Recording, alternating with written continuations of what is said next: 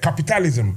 But this guy, anytime something, the conservative government will do something that he feels will go strongly against the downtrodden, the poor, the weak in society, the biblical, or let's say the religious responsibility, as he knows, as he thinks is proper, he will come and defend the poor, the weak, and the needy.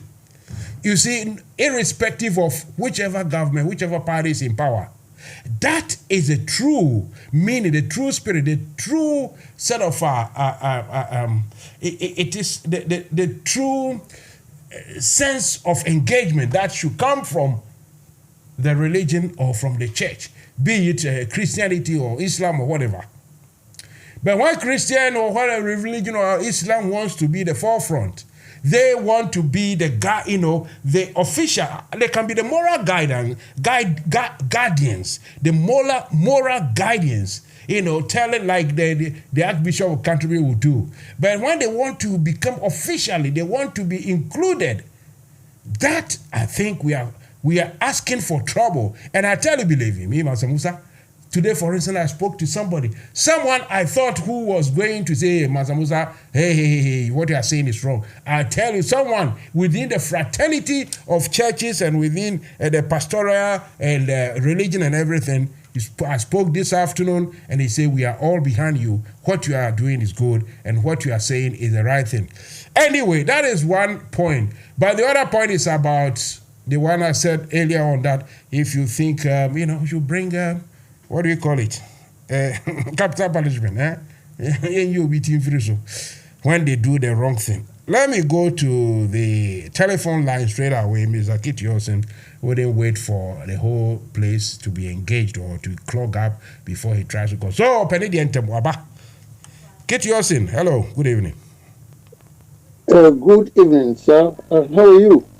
I am swimming nicely, not against the tide, but with the flow of the current. So I can say all is well. I thank God for that. You asked a big question, death penalty. Shall we bring it back? That was a very, very big question for us to contend with. Yes, so let's examine.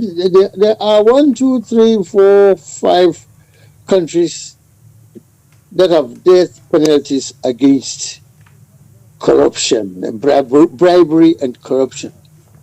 And these countries are China, Morocco, Thailand, Vietnam, and Indonesia.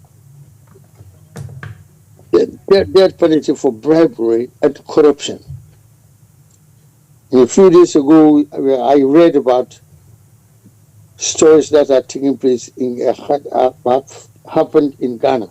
A minister, I won't say for toilets, a minister for water and sanitation. A lady who has been a minister just recently resigned. And she has several thousands of pounds at home. I'm not saying at a bank in her bank account, but at home. It's very difficult to accept that this is true. But assuming that is true, and believing and understanding that when she resigned, our head of state congratulated her for having done a good job. So I don't know what a good job means. Stashing thousands of dollars and sterling and cedis in her bedroom means that it's a good job. But for the death penalty, why not? Why not? Because we do not have to steal the money intended for the People's Republic of Ghana. I mean, our country. We can't do that. We are not a welfare state whereby people are looked after. But in Ghana, nobody looks after you. If you don't work, you will starve to death. That's your choice. Nobody cares. The government doesn't care about you. And the little money that Ghanaians have, and if one minister or one person has stacked thousands of such monies in her bedroom or her household, these are questionable acts. I remember when Rollins came, the PND, before PNDC, AFRC, when they came, what did they not do, Mansa Musa? People were put to death because of bribery and corruption, or because they use their position to amass private of wealth, financial wealth for themselves. So some were taken to a military range and shot to death. And of course, the military leaders who were also shot to death is linked to bribery and corruption. So the question you are asking is a big one. I hope to God this one can put people off from stealing from Ghana, because in Ghana we got serious problem. We need more money to even repair our roads. We need more money for the school feeding program. Everything Ghana government needs money. Try to raise funds by unnecessary, some difficult means, and they raise funds. We've even got COVID tax. Mansa Musa, I don't even know why we have COVID tax. Because the government is finding every avenue to not only accumulate wealth, but to win some money, so that probably he can carry out his job as a government. That is fine. So if anybody steals from us, sure, you must punish that person. But if capital punishment is in there, I think that will stop people from stealing from us. So I believe that if it's brought back or revived, in those days, I think there was a capital punishment in our colonial times. It used to be there. I remember that. Mm. So my answer that yes. You see, well, I think I would say on the normal circumstance that I'm happy that at least I have someone in support of my, principle or something. But yesterday, precisely, one of my junior brothers, rather a very sensible one, brought me to my senses that, hey, Mansa Musa, what we are advocating for might be right, might be true, might be the right way to go. But don't forget that if we should make that the real policy, or the real, we should bring that into reality, that sins of that nature will, straight away, that is brought in the death penalty. You should be very careful, because he said to me, look, one day maybe there will be a king or a chief who is as reckless and wicked as the one we found today. If we get a chief or a king who is as reckless and wicked like the one we have today, then don't forget that he will use that law not to just prosecute and maybe jail his opponent, but he will use it to kill them. So you should be very careful. And that brought me to my senses, because what is going on? That for nearly 7-8 years, Opuni, nothing can be found about him, and yet he's being tormented. Then we have people within government circles who have clearly done something that can be said to be wrong, and they are going scot-free. Yeah. Do you understand what I mean? For instance, yes, Jachi Question's case, that you should go to court every day. Then we have somebody like Oliver Vomavo. He says, oh, me too, we need to go to court so that I have studies to, accomplish. So please, let's go to court every day so that I can go and carry off my stake if I'm set free. They say, oh, no, that one we don't get. It looks as the system, the government, the president is using the law as a stand to torment his opponents. So, that being the case, I'm now coming back to ask you, don't you think the proposal that I brought forward, that you agree with, is a bit dangerous? No, it's not a bit dangerous. I tell you what, we must have a strong society. We must have a strong parliament. And people must know that once you go there, you must obey the rules, or it will catch up against you. The good example is I constantly use this. When Rollins came, when he came fresh, and those people, corrupt people, they used to call them Kalabule people. That's the first time I heard the word Kalabule. Do you understand? That means dishonest people or something like that. Oh, people ran away, Mansa Musa. People ran away. Some ran away to UK. I saw them, and they saw me. They knew that I saw them when they came. Not say everybody that came was a crook, but those who Rollins and of course, I mean the military junta was chasing to execute them. They ran away because if you have done nothing wrong, you don't have to run away. But those who ran away, clearly they are, and they were the clergy, accountants, lawyers, school teachers, university lecturers.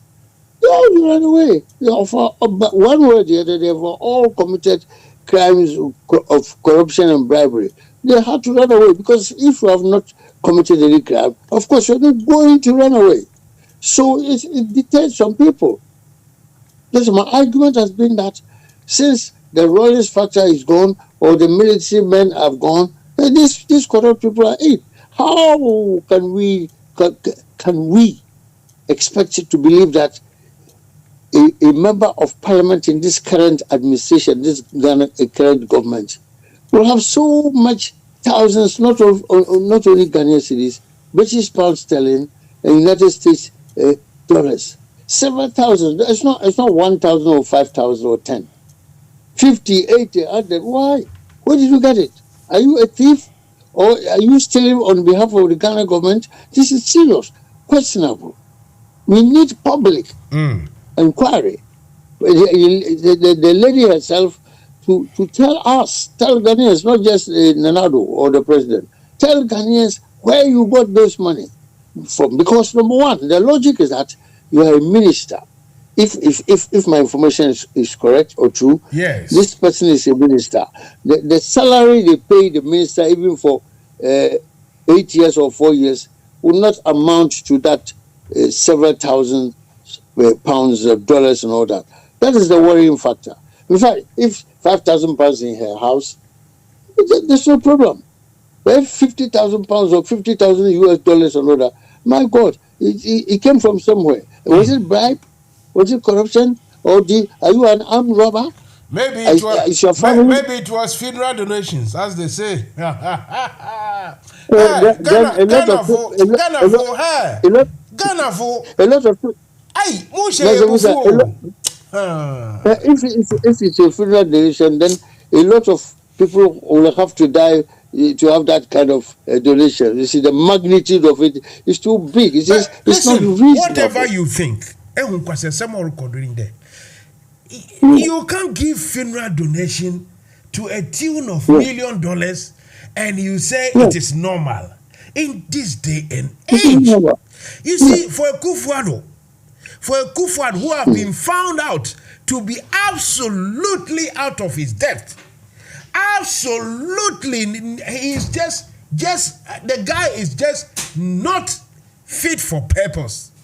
For him not to come out to say, hey, I heard this story and I'm appalled. I've instructed all the country's agencies, all of them, to investigate. Instead, we hear thanking her and applauding her for her good job, and this is insult.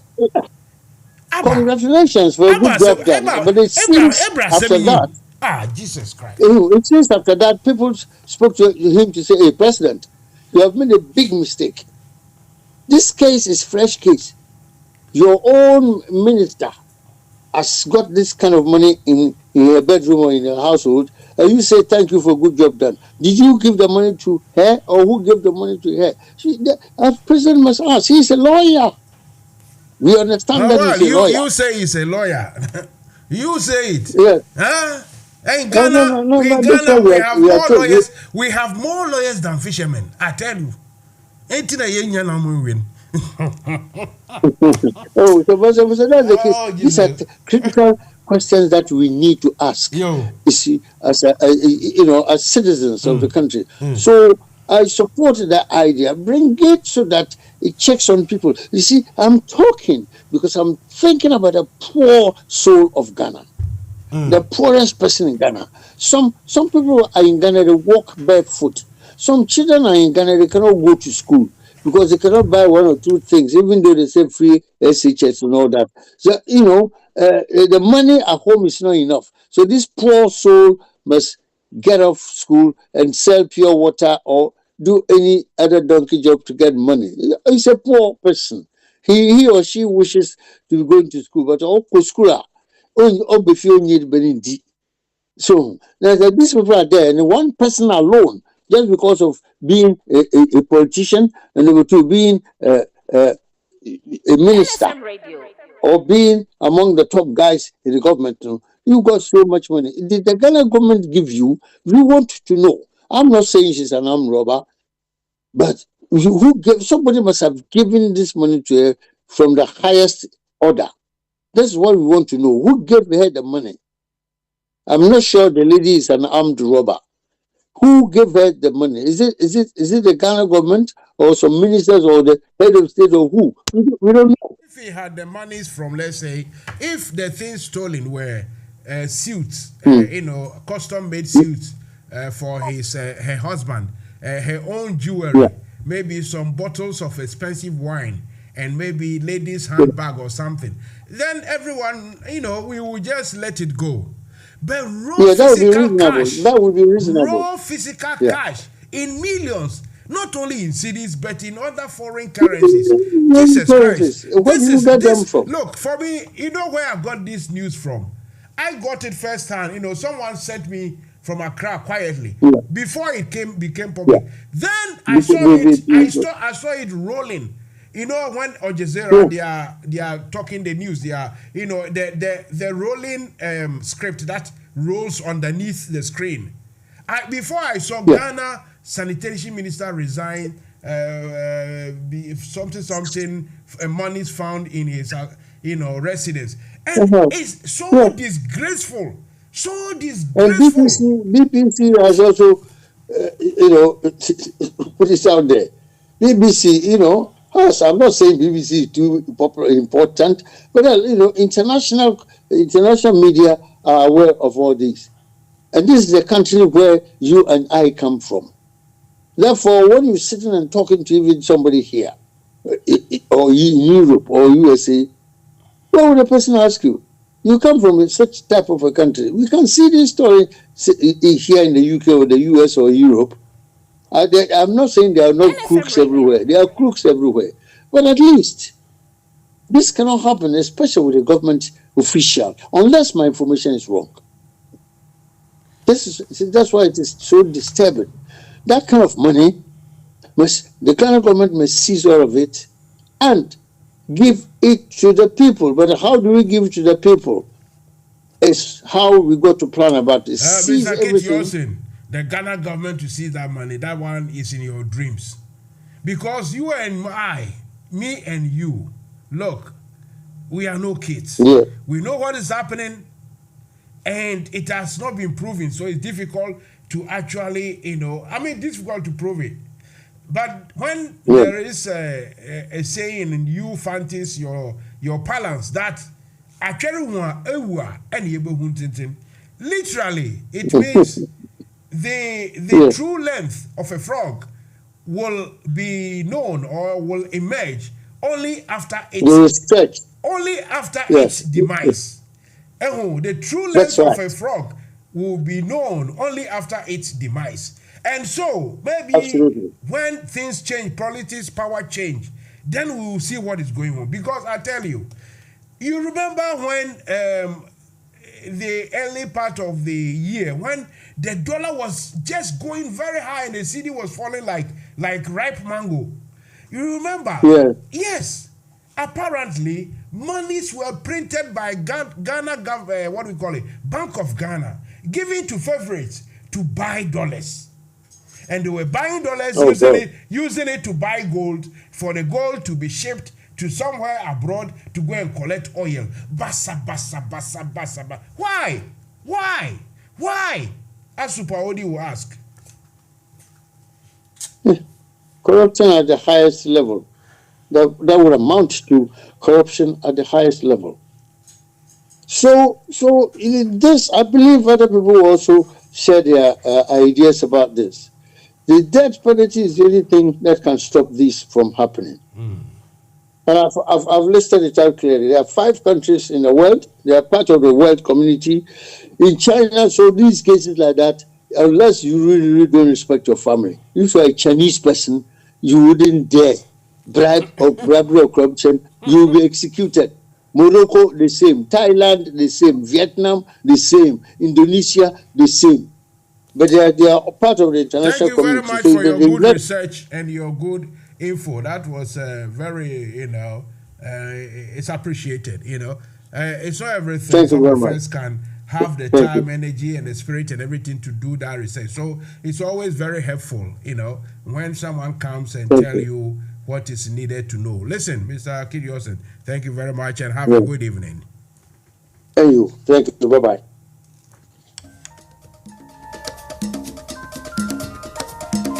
NFM Radio.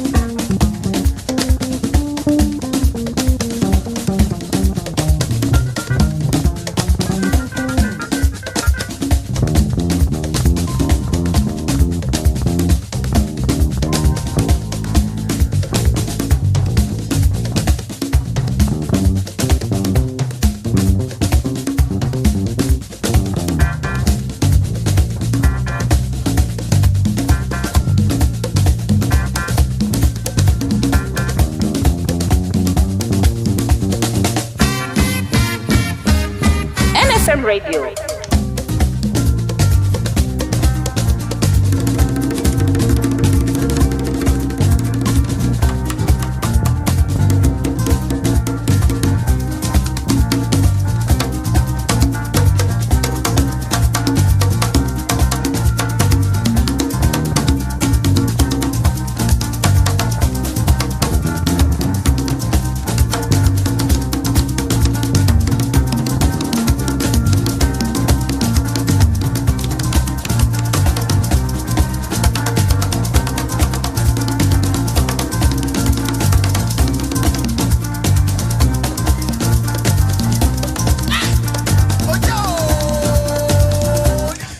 Wasi Ojao Jai. Welcome to the show, Mansa Musa. I am burning. Hey, I'm rocking and I am rolling. And I hope you are also ready to come and rock and roll with me tonight, Tuesday. The Tuesday, the 25th of July 2023. The serious issue we are tackling. Look, for me, Ghana Pentecostals, so-called Pentecost, they are getting too close into politics for my liking. And everyone who loves the Ghana country should be alarmed, should be worried. Because, look, let's be clear. Religion, the church, has its role, right? It has its role. The moral sort of backbone, the moral fundament or structure of any society should come from what that society believes in, either in spiritualism, non-spiritualism, either in Islam, in Christianity, either in local, traditional beliefs, whatever it is. There is something that keeps society going. So, I'm Mansa Musa going to sit here to say that, we don't need regional and regional struggle. No. But just as much as religion, the churches, they started with building schools and the rest. Mind you, they built schools to study religion. It was later, grudgingly, they decided to allow for other studies. Otherwise, even the Christianity and the religion, they didn't want to include science, technology, and industry in education. We all remember that Polish scientist Copernicus. What is it, Galileo? I think Galileo. What was done to him? What was done to him for suggesting that the earth wasn't flat but it was round? You see what the church's religion did to him? So as much as the religion have that accolade or that positive attributes of bringing schools here and there, the same religion, it is the same religion that castigated people, killed millions of people in North and South of America. They killed the same thing. They suppressed and subjugated lots of people in Africa and in Asia. They killed lots of people in Middle East. Don't forget about the crusade or the crusaders. You understand?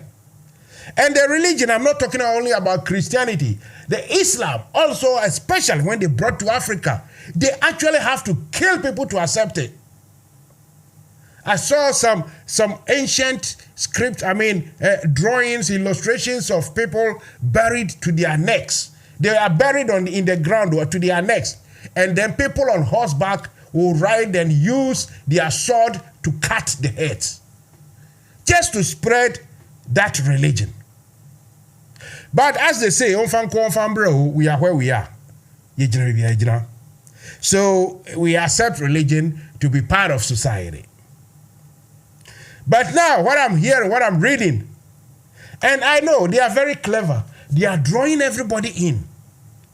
I'm not going to hold, grudges or going to castigate or condemn or criticize the politicians who have been invited to join that, conference or whatever it is to discuss Ghana and those kind of things. Fine, it is politics. But the truth of the matter is that in every progressive society, in every enlightened society, they have separated religion from politics, from the state. The state operates on the basis of mandates given to it by the society or the citizens. Religion and the church operates, based on the beliefs of individual or collective groups of people.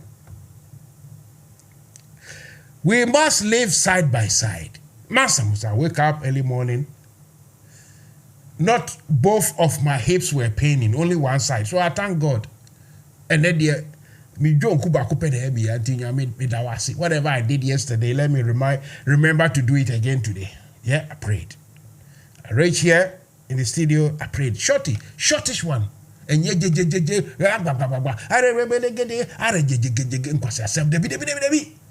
because Nyamino, okay, if you are come, just say whatever spirit, if the Nyamin is really sitting somewhere, it is that, it is in ourselves and within the existence of whatever we are part of. You talk, it will hear, he will hear, she will hear, or they will hear. You don't need to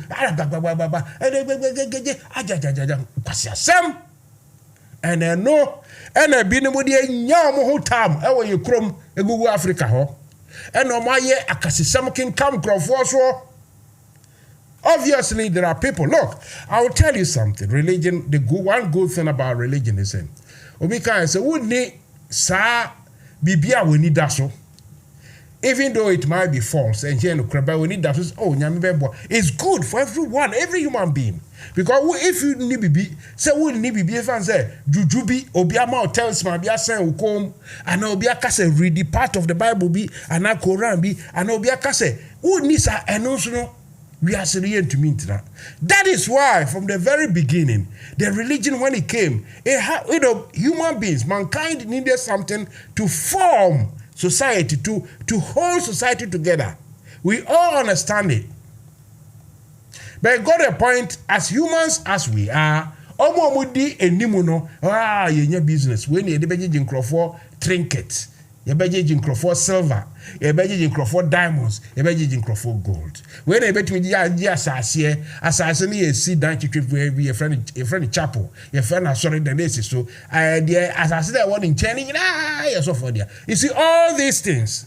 So they were able to manipulate society to their selfish advantage. We know. But all in all, religion serves a purpose. Nobody should go and misconstrue. Nobody should go and tell a lie. That Mansa Musa says, but the people leading, they as hypocrites. I gave you example. Me say from your friend is saying from maybe backroom just after Margaret Thatcher had left. And it was the turn of John Major. From that time, Tony Blair, Gordon Brown, I've watched and listened, and I've known things that the church in this country, UK, the leadership, what they say, what and how they act, how they express issues, and believe me. Irrespective of the government in charge or the government, current government, say, Bibi, binds you, you be see nine, you be see every 100 be 2 per a year for benefits for an answer, a here for dear.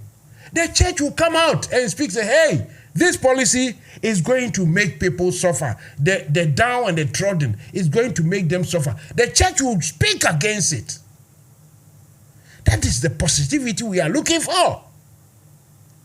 And your church in a religion, they take sides. They take sides. And now you some group will be out with the office. NDC for buying your bam, microphone your bam, and the group will be so. They say no, because buying party never buying. A bit of crying, be new, but just say a tribal, some fancy loyalty, be near the idea. They will keep quiet for very, very dangerous rubbish and stubborn, dangerous things to be done to Ghanaians.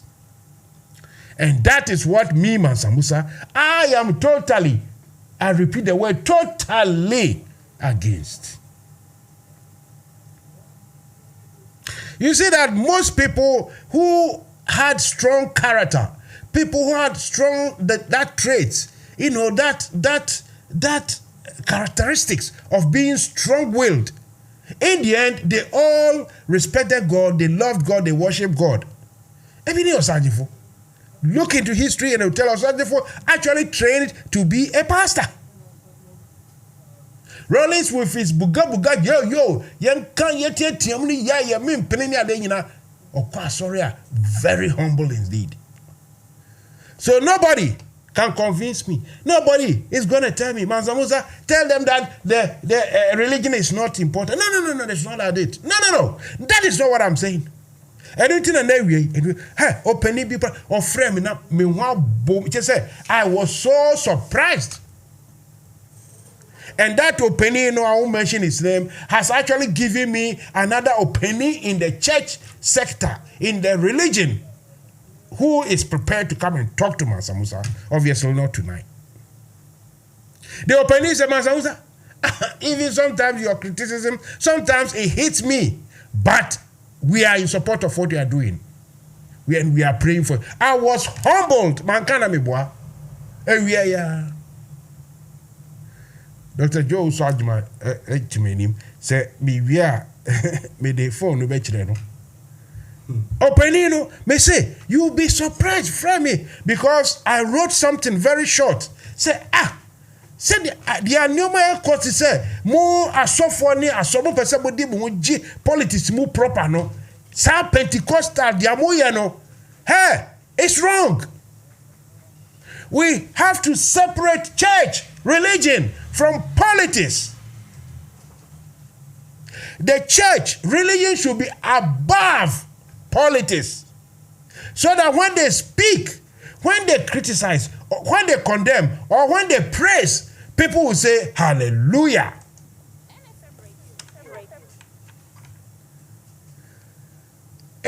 1957, I'm not talking about the time. I'm not talking about the year. I'm talking about the time. 1957 means 757. I can't 3 minutes now about 81. UK, it's about 7 of Ghana. Now, time we do so. Let's just say, we can pass over. I have to stop with my rant and my monologue. Me, Mansa Musa, they have told you, if you leave me, I'll talk for England. Can talk for Africa as well. But we have to follow the procedure. We have to follow proceedings. We follow the schedule, or American Forces schedule, British Forces schedule. American Forces say, bro, hey, Randy, bro. No penny, no frame, no Mansa. I dear America for you, we are see party, and you see a bomb, winning. Hey, Minister was a young nine in the Ecoso. Open it. Anyway, listen, I will leave my rant, my monologue, and everything for now as we prepare to meet, greet, and welcome Dr. Joe Usajima. And I'm the for my rant. Me bought me signature tune. We to start with the signature tune for Joe Usajima. There they are starting common.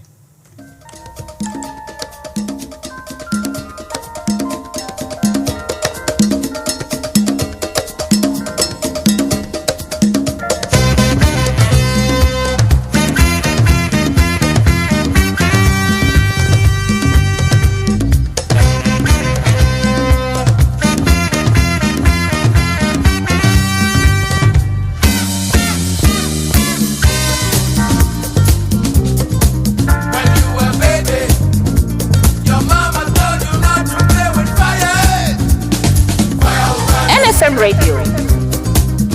And you want to know what could really be this fire? Fire will burn you. Then you realize you don't have to play with fire. Fire will burn you. Fire will burn you. Fire will burn you. National Democratic Congress NDC young former member more UK in Ireland chapter no.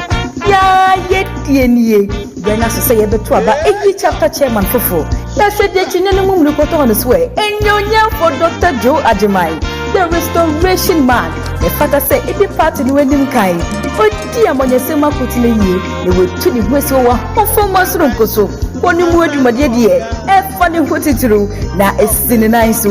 You might be brain or you go aquemwa. O by a maye. Bini say, O sijna ye. Esiko no dwumadie bia the party office. Na odisika £3 every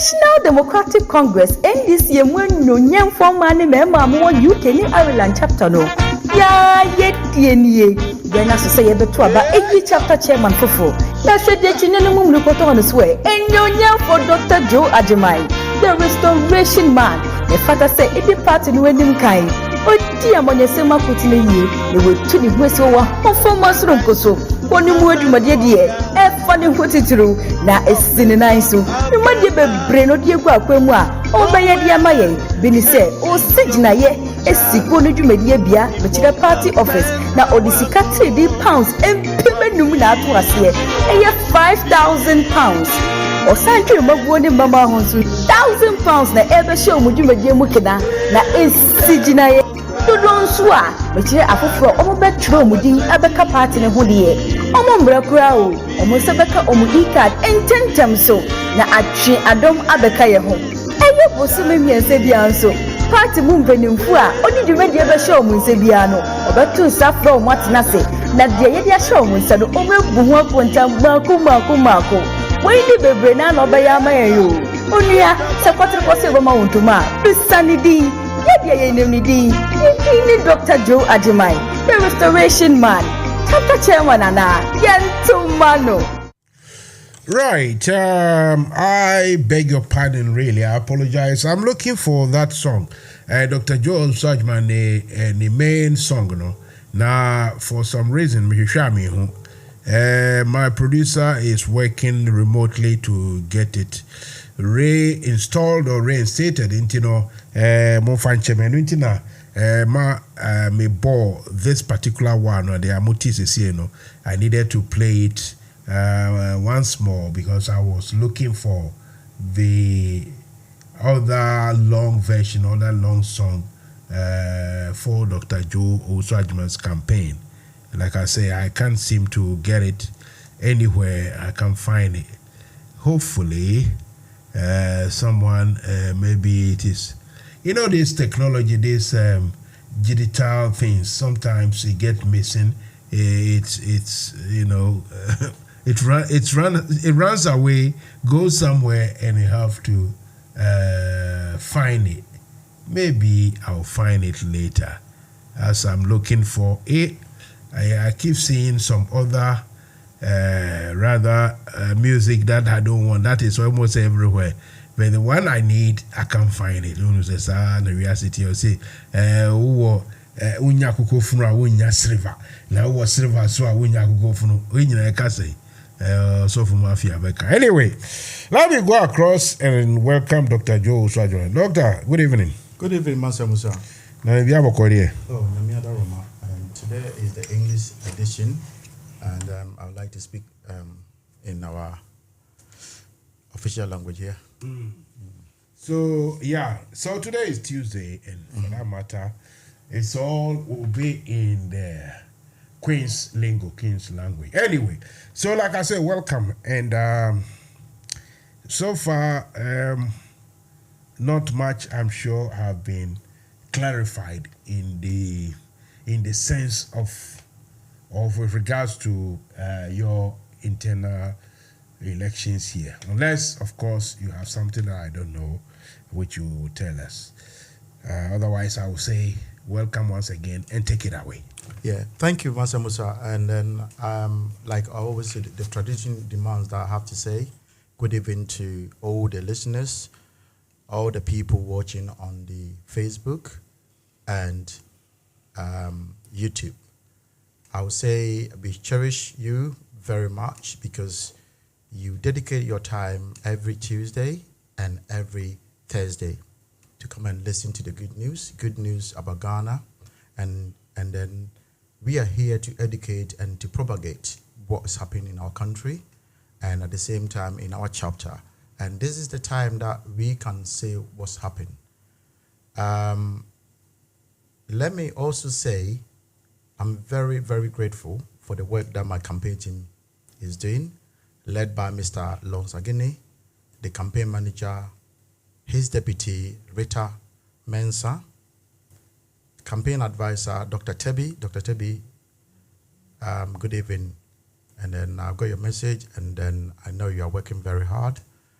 The media man and the media consultant for this campaign team is Mr. Kofi Adeni Bogawan. And someone who puts things together and makes sure everyone's in their lane and doing the work that they do best is Mami Sewa Papabi. Mami Sewa, good evening. And I cannot end here without mentioning our fellow or our members, NDC members, who have taken upon themselves to help this campaign to move on, because we work together in Ghana and doing the national elections. I'm talking about the internal one. And the first person is Haji Akumapa. And Haji Akumapa is industrious, very, very industrious woman. And she's able to come up with her own product. And Hajia, like I told you, make sure you keep some for me. And followed by Mr. Michael Abolo, the great. Mr. Abolo, in terms of Greater Accra communication, this guy is a guru. Michael, well done for the hard work you're doing for our party. Well done, and then I'll call you after the program. Mr. Kwamina Dazi as well. Ato Kwamina, good evening, and I always listen to you, and you give me the inspiration to come to radio, because when I listen to you, the way you fire, the way you go about things, well done. Then the final person, but very, very important person, and who is a good or one of the great communicators I've ever met in terms of writing and in terms of talking and everything, is Mr. Obin Frempong. Mr. Obin, I know you've gone to see your family, and I got your message, but you are listening to me tonight. I know that. So good evening, sir, and keep the good work up, because we only got one party, and our one party and the great party is the great NDC.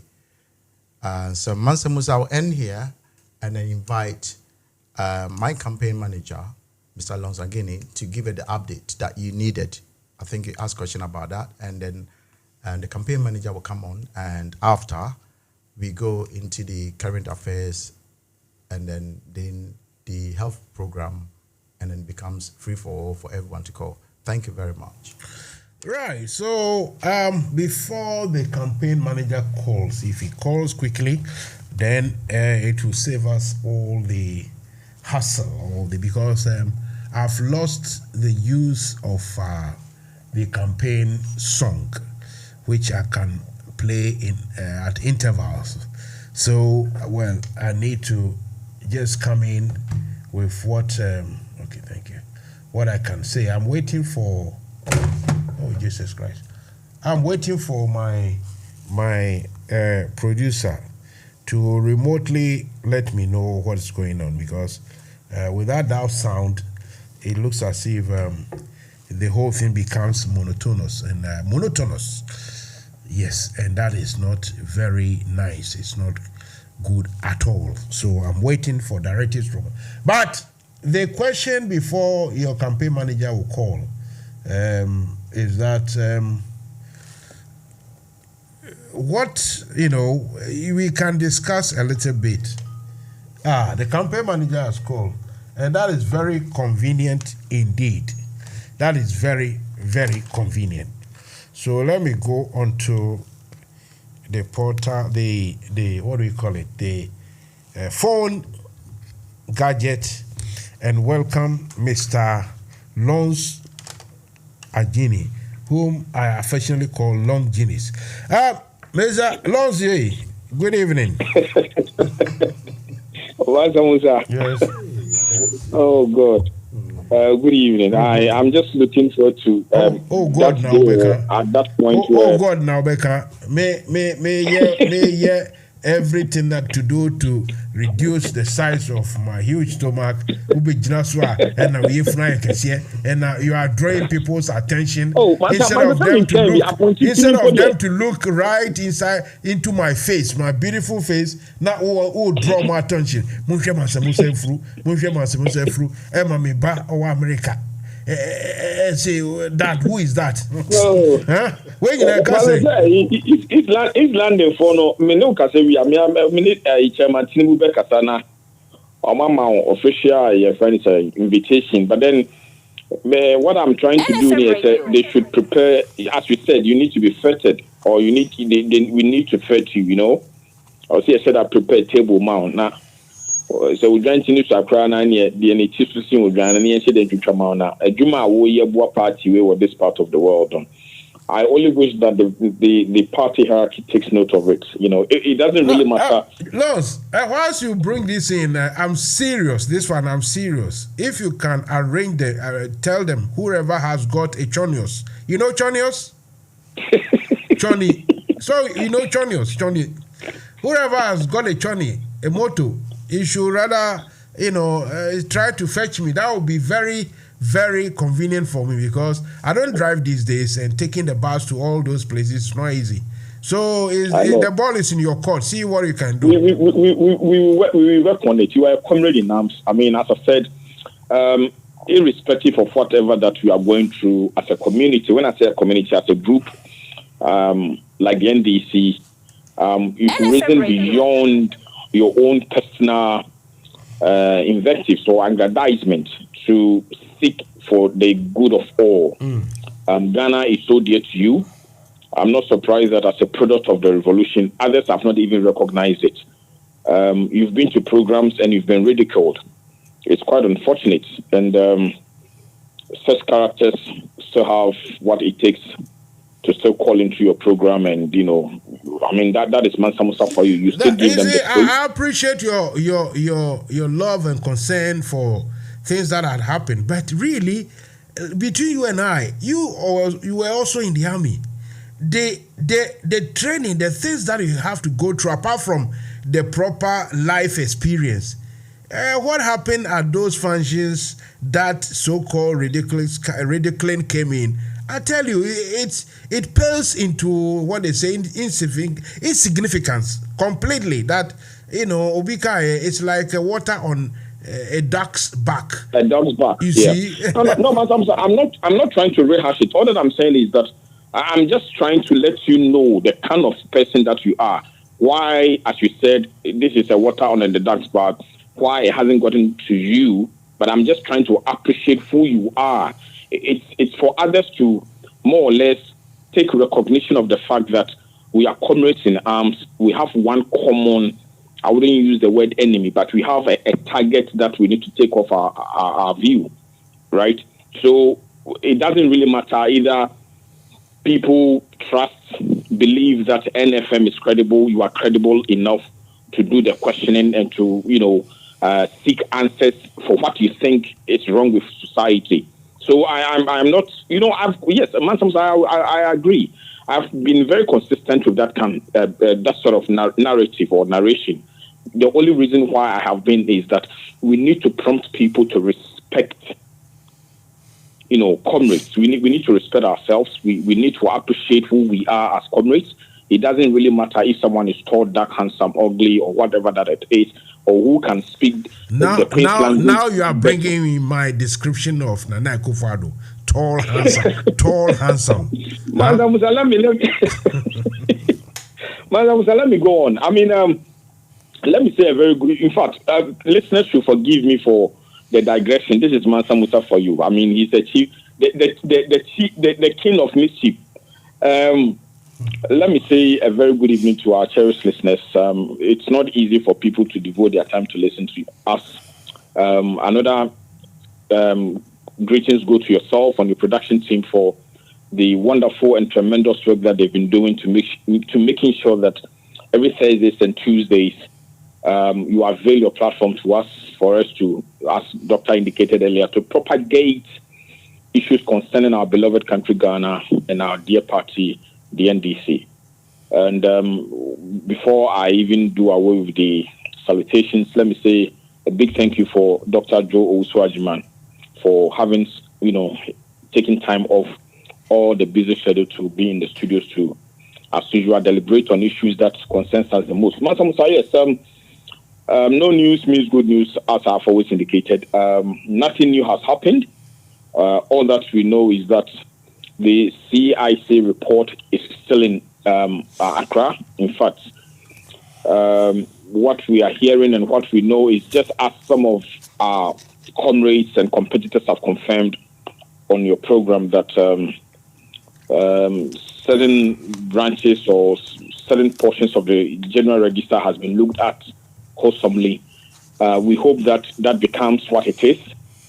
And if that is made public, then my team, in consultation with my candidate, will come up with a statement on that. But for now, as you are very much aware, nothing new has happened. All that we are calling for as a group, Team Joe, is that let's get into these elections, with the utmost respect for each other. We're calling for unity. We are asking each and everyone not to sit on the fence, looking at the bigger picture. These elections will definitely be over.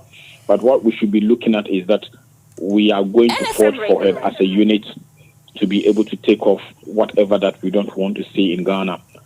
You and I, Mansa Musa, knows exactly what is going on. In fact, you see, I have restrained myself from even talking about the events happening back home because you just cannot finish talking about it. If what is happening is anything to go by, then the NDC doesn't need to be complacent. That is why we are calling for sanity in going forward in our campaign. We should put a stop to, character assassination, the bites me, I pull you back kind of attitude. We just have to realize that the bigger picture is making JDM the president of Ghana to rescue us again. Myself and my team, together with Dr. Joe, has got a target over here in the United Kingdom. We've got two fantastic individuals who actually won their parliamentary candidacy or seat, primaries, as parliamentary candidates for their prospective or respective constituents. So the agenda and the target is that we are not leaving anything unturned to make sure that they win those seats. And as Doctor indicated last week on your show, we are going to find individuals who are good enough to go and groom them and help them in whichever way possible under Doctor's chairmanship. So, Mansa Musa, I'll leave you here and leave the floor for my candidate to do what he does best. And I will definitely come back again. Thank you very much, my brother. Ayo, thank you too. Thank you very much indeed. Yes, that's just Mr. Lawrence Ajene. He is the campaign manager for Dr. Joe Owusu-Agyemang. Some of you who might have just tuned in just today, I have to recap, I have to remind you, I have to tell you what's going on. And that is the NDC UK chapter. They're supposed to have had their elections last year, 2022, December. It couldn't come on for for various reasons. It has really traveled. This news has got legs. It has traveled very far. We are where we are now. We are in a situation where Accra, Ghana is controlling, trying to get things in order, get all the ducks in line, so that they will be marching behind their mom, nice and beautiful. And that is what Accra is doing at the moment. Accra NDC headquarters and the rest of them. They will soon, apparently, that's what they are supposed to do, to bring out the schedule, the recommendations, the directives as to how to proceed, either to have the election or, as someone told me this afternoon, dissolve the present or current executives and construct or constitute a new sort of interim management body or something. So this is why Dr. Joe Swadman ever, since the beginning of the campaign to be elected as chairman of the NDC UK chapter, he has been coming here. Here in the studio here at NFM Radio. Studio here in London. Every Tuesday, every Thursday from 8 p.m. that is UK time to 10 p.m. that is UK time. So it will be 7 p.m.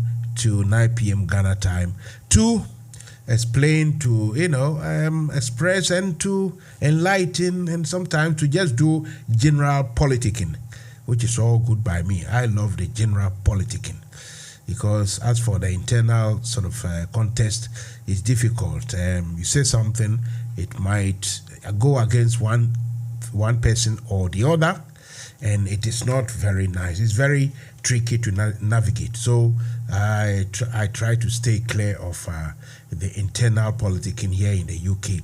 The general ones, I love it. Anyway, so Dr. Joe Swajima is here, and we'll hand over the microphone, the sound, the airwaves to him to also tell us his take, his observations, what he has gathered throughout the whole weekend about what is happening in Ghana. Dr. Swajima. Okay, Mansa Musa, thank you very much, and I also thank Lord Lons for what he does. And Lons has been a wonderful campaign manager. Mansa Musa, we all know that there was a merry deal when MPP took over. Yeah, there was a merry deal, and then the current government said all sort of things about the NDC government. NFM Radio. Now the cut has come out. It has come out in such a way that Ghanaians are getting to know what actually transpired. According to the former minister, Energy Minister, Boachie Jakun, he has explained exactly what transpired during the renegotiation of the 250 megawatts Ameri power plant when he was a minister. He said it was Gabi Ochridakun who renegotiated everything, all the deal. There was a committee that was supposed to do the renegotiation, but Gabi himself did that without even the minister knowing. That's the government for you. That's the government that we all, So when you hear all this Cecilia Gate and whatever, Dapar Gate and everything, don't, because somebody is somewhere. The president is becoming yo-yo. People are working behind, and the president is just a figurehead. I'll tell you something. What happened was, NFM Radio. according to this gentleman, he was going to America. I was on a plane where Gabi was trying to send, so he just came and he said, I'm trying to contact you. Well, where have you been? I said, no, I haven't heard anything. I'm on a plane going to America. Gabi said, okay. So as soon as he touched down in his hotel, he checked his email, and there were some documents. And he checked the documents. Everything about the renegotiation, had been done, Mansa Musa. A minister in charge didn't even know, Mansa Musa, that they were negotiating that. Is that fair? He did that. And then the minister just read it and called Gabi and said, Gabi, what are you trying to do? This is not your locus. What's your locus in this? What's your locus in this? He said, you better read it and then let me know what you think about it. He hired lawyers and every people or every person that is supposed to do the renegotiation. Gabi did it himself without a minister. So, and then he challenged that, do you think, Gabi challenged the minister, do you think the person that you want to complain to, do you think the person is not in the know or wasn't in the know? And then the minister said, So he decided to call the president and say, look, this was happening. The president said, what's wrong with that? What Gabi has done, what is in the document? What's wrong with that? This is the Nana Akufo-Addo, Mr. Lomote. You know, when you go to the NFM Radio, where they clear goods and everything, when you ask Mr. Lomote, they will tell you, Mr. Lomote was very, very good clearing agent and everyone loved him. Right? So, because the president has been clearing people doing bad things, he's now acquired the name, Mr. Lomote. And that one, nobody can take away from him. So, the president cleared his nephew. And then, in order for everyone to know that when it backfired, for everyone to know that, he asked the energy minister to resign. Half phases. Ghana, we haven't given Ghana to Nana Akufo-Addo and Co. Gabi Ochitrakwe MPP as a work and pay. For them, it's not a taxi that you give it to someone and they say, go and use it and pay me. Once you're able to pay the total amount, you can use the taxi and it becomes yours. No. Nana Akufo-Addo should be very, very careful because Kwame Nkrumah Ghana, Kwame Nkrumah is watching, President Rawlings is watching, President Atemos is watching. All the people have left the country before, they are watching. And we all believe, if we believe that spirit is still there, their spirits are watching. So you have to be very careful. And then, Mansa Musa, another thing that I've got for the listeners and the viewers is, you know what happened? I say congratulations to Honorable Okujeto Ablakwa for winning his case. You know, this Reverend Kusi Boateng took him to court. He sued him, Honorable Ablakwa, for defamation of character. And Ablakwa's wife was the lead lawyer. And then they went there, and the court has come out with the findings of during the court session. And what has come out is Reverend Kusi Boateng has got two different names. According to the judge, the one, Reverend Kusi, or Victor Kusi Boateng, with the date of birth, 7th of September 1971, and his mother, that person's mother, is Agnes Atta. Then, Kwabena Adu Jemfi, that was born 30th of December 1969, whose mother is Yajemfua. So, the court said, is it the son of Yajemfua coming to sue someone, or is it the son of Agnes Atta coming to sue someone? Which is which? Because we've got two different personalities here, different date of births. Even if you change your name, you don't change your date of birth. Even if it's the ordinary person changing the name and say that, let's say even in the Bible it happened, did it? When Saul changed to become Paul because he has changed his ways of doing things. Then this man changed the date of birth, changed the mother's name. Fantastic. And this can only happen under Nana Akufo-Addo's government, the MPP. It can never happen anywhere.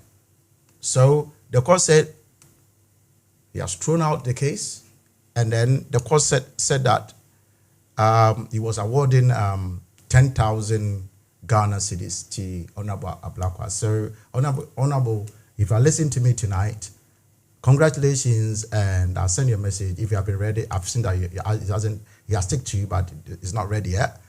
I'll call you and then personally say well done, because you are the people. You are the people that can lead Ghana. Because we want the truth to be told, we want people to speak to the authority and then make sure the right thing is done. Now, let me go straight to what's happening around Ghana and everyone's talking about. The Cecilia Gate, the scandal of the former sanitation minister. Mansa Musa, my question is, who made the complaint? The complaint, who made the complaint? Right? Either the family, the husband, or the lady herself. Because we got 3 people inside that family. Sure. The man, the woman, and then their daughter. So, who made the complaint? When the complaint was made, that's the question. Was there any statement made that time? Of course, yes. Whoever made the complaint made a statement. Before you carry on, let me put this quick message here that it's been alleged that more monies have been found in Cecilia Dapa's residence. Undisclosed. Yes, it's still ongoing. So just to put it across. Yeah, well done, Mansa Musa. And then when they said unspecified amount, it means it's gargantuan amount. You understand? Okay. Then another question is, did the police interview the complainant? 2, did the police interview the accused? Because we got 3 or 5 of them. Then another one, did the accused make a statement on the issue at all? If they did, why is it that the woman is saying that somebody is trying to change the statement? And the man says, I've got a copy of the chart sheet of me here, and after I'll give it to you. Right. Then another thing is, when the accused, when they were arrested and they made the statement, did they accept that there was a theft, or they took something? And how did they know? How did they know that the monies that we're talking about? Let me say monies, because different currencies, isn't it? Monies. How did they get to know? Mansa Musa, there wasn't any way that the family, would have known. There wasn't. That they would have known that somebody was nicking from them, if I use the street language. You know why? Because the money, somebody say it was chow. Yes. You understand? It was so chow that nobody can see. They only got to know. I can name even Nigeria. Even the Alataya Nigeria Corruption Head Office. I can name 4 or 5 countries in Africa. By now, this woman is behind bars. Exactly. And I can tell you, Mansa Musa, I've got a friend who is allergic from Nigeria, and he's a politician. And whenever he wants to give you money, and he said, Joe, I always joke with it. It's Joe, I don't count money. The last time I counted money was 2001. I read money. He said, I read money because sometimes I just dip my hand and give it to somebody, and then I don't know how much I've given. Yes. And then I always laugh about that. And I say, so that's how the money that we are talking about. Because how can you not know that somebody is taking money from you? It took your husband to come back home to see that somebody is taking money before you know that somebody is stealing from you. Mansa Musa, my money, I'll tell you something. A friend of mine asked me to buy a gold bar. And then when I bought it, Mansa Musa, do you know that every morning I'll go and check if it was there? Every evening I'll check it there. You understand? Even my money in the bank, I've got app, Mansa Musa, I will check. You got to check. Check. And find out that what is in there hasn't been touched. Yes. So this money was bubuja. It was bubuja. So they didn't know. And unfortunately, Mansa Musa, the thing is, this lady was having this village conundrum. There was a guy who stole the village chief's drum, right? And then this drum, it's got a way of, when you're beating it, it's got the way it sounds. So the guy, after stealing it, planning for so many years to steal this drug, the guy was thinking about it. How do I beat this drug? Yes. How am I gonna sell it? Because this is the only chief that's got a drug. It's like somebody stealing golden stew. God forbid. You know? How are you gonna sell it? Are you gonna crack it? Because you will get more money if it is golden stew. Even if you break into whatever with the gold, you're not gonna get the same amount. But if you say this is the golden stew and I'm selling it, I'm sure all the billionaires, whatever, will be killing because of the history attached to it. You understand? So this woman was having the problem. If he takes the money to bank, they will ask where you get the money. And then we all know Mansa Musa. The president and all the people were talking about dollars. We haven't got dollars, and the city was, over the place. Mansa Musa, what happened? These people were very busy buying our dollars to keep it because they know that they are going to opposition. So they have to enrich themselves in such a way that when they come to Ghanaians, I was listening to Honorable Asiedin Katia, our national chairman, Chairman General, and he was saying something that this Tutubotumni was on Trotro, and then he stole the money from this gentleman. The man was coming from the then NFM Radio. The annual yield of the cocoa. He's got a harvest, and then he sold the cocoa, and then he'll bring it. And then that some people, this is the money that they're going to live on for the whole year. So this guy sat the Trotro, and then the Tutubotumni pickpocketer, people who are listening to me, just took the money without this man. So when they go to the mate asked for this man to pay, and the man was looking everywhere, couldn't find the money, and the man said, "Oh my God, how am I gonna pay?" And then the mate is demanding the money. I don't care. Do you know how many people will tell me that, oh, somebody has stolen my money, so I can't pay? They will go bust if they are saying that. So, and then this Tutubotumni came out, the pickpocketer came out and said, "Oh, what's wrong?" And they said, "Oh, somebody has my money. I was having this, that." I said, "Oh, really?" And then out of 10,000 Ghana cedis, he gave 50 Ghana, and he said, "Pay." And then the man knelt down to thank the Tutubotumni. Can you imagine? Look at this scenario. That's exactly what the MPP government is doing to Ghanaians. They are taking away the money from, they are nicking the public purse. They are doing this. The man who said he was coming to protect the public purse, he can't even protect himself, can't even protect his own pocket. And then the funny thing is, this guy is writing to thank somebody who has stolen such amount. Mansa Musa, I'll go into detail. How much? Later part of the program. And then, what I'm concerned, Mansa Musa, and it's like I'm insulted. All Ghanaians are insulted. I'm saying this because if you say you go into detail, I don't know if I'll go into details. Are you talking about the same topic? The police. I'll give you the calculation of everything. The police using 5 hours to count. Have you read that? They use 5 hours to count monies found in the house. I'm telling you, that's why it's unspecified. That's why I don't. Why is that place a bank? Mansa Musa, unspecified amount means. And are they so stupid? No, it's gargantua. And then not count by hand. Machine, Mansa Musa. They borrow machine, and then somebody has given me the help, but I don't want to say something. Look, I'm going to write something, but I will say it before I write it. No, people from Gabio Chidaku, Asante Bediotu, the president himself, all the ministers, and some top public figures. The police should raid homes to look for monies.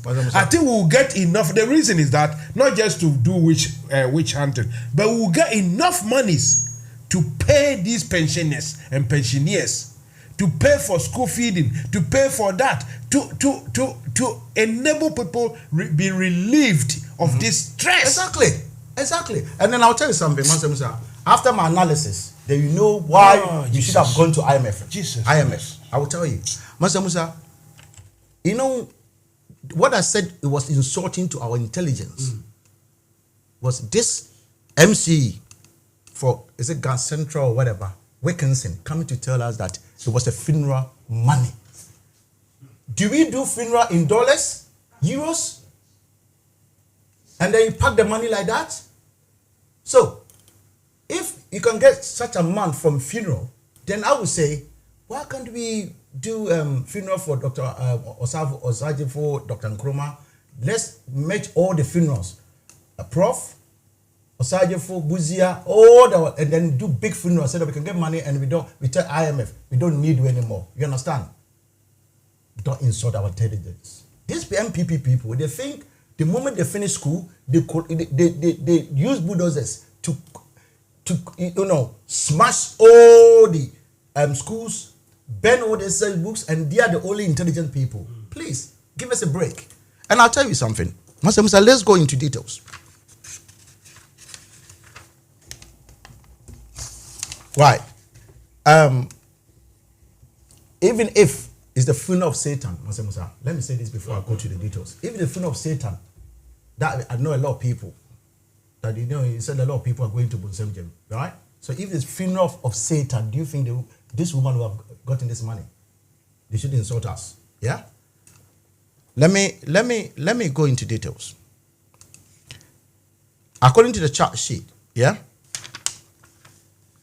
Count 2, 3, 4, 5, 6, and 7. That's where the money is coming from. Okay. According to the money that was actually stolen from the place,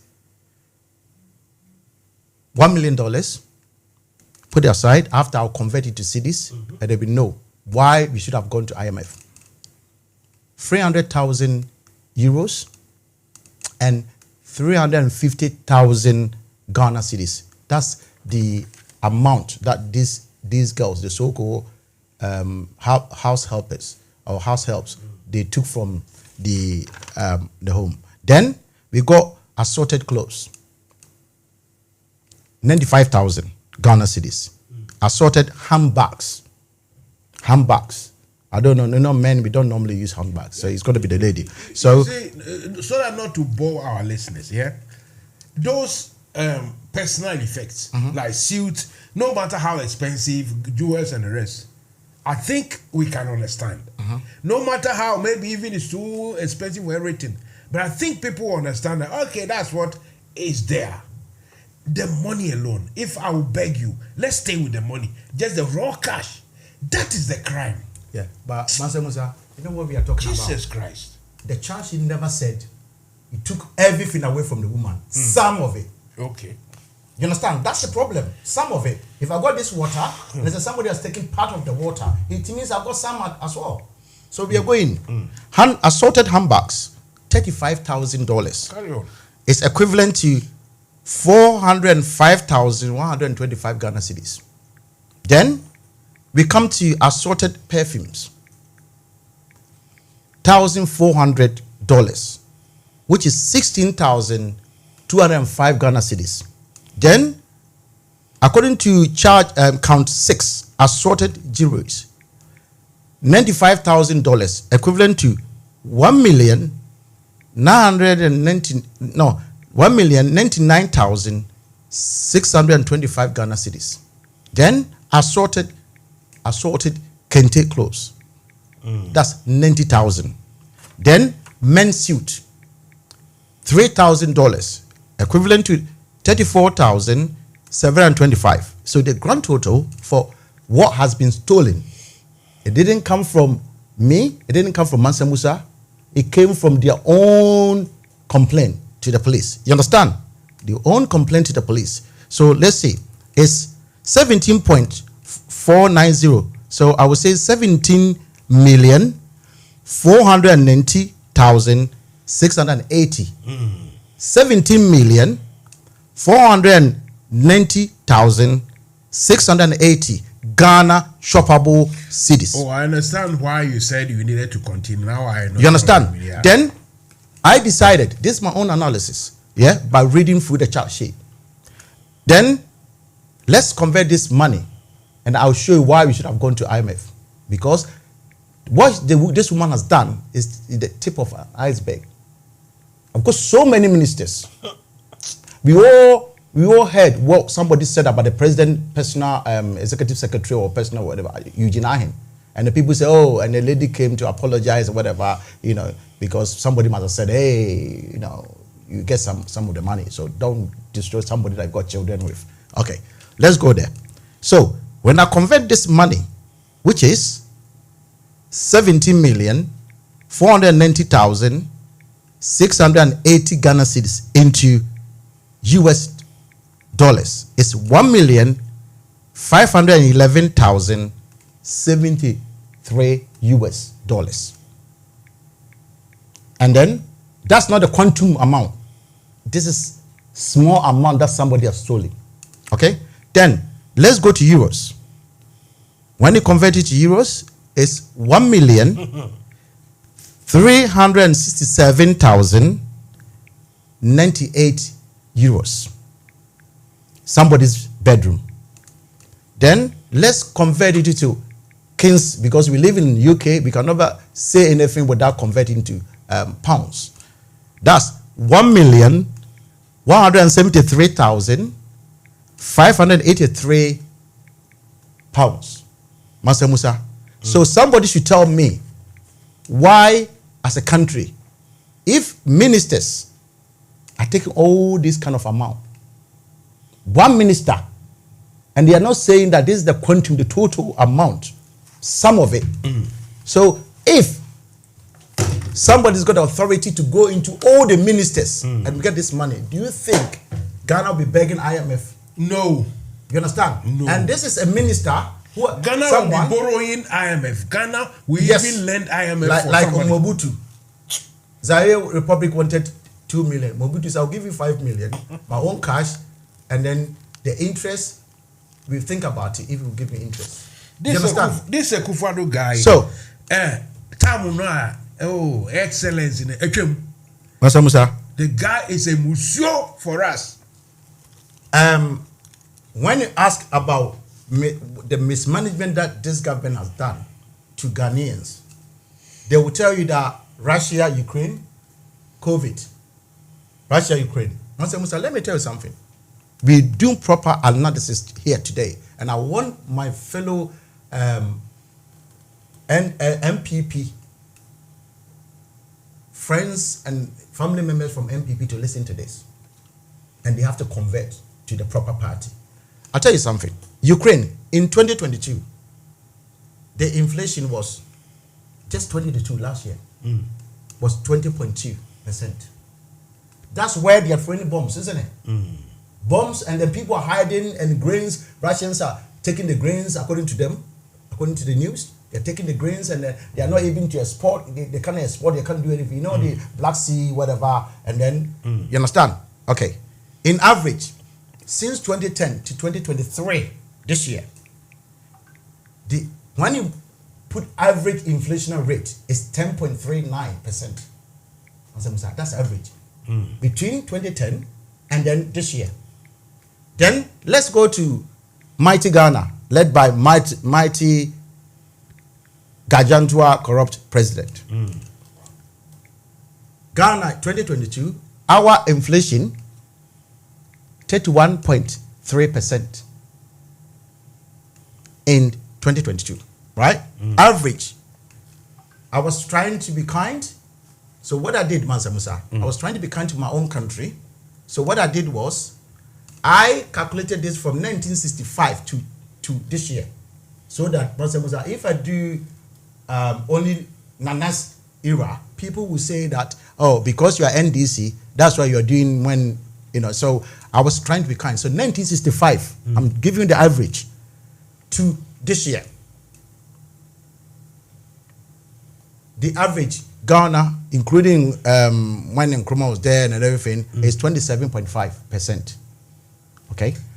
And last June, that's last month, gone, inflation rate was 42%. So you know where even the 27, you know when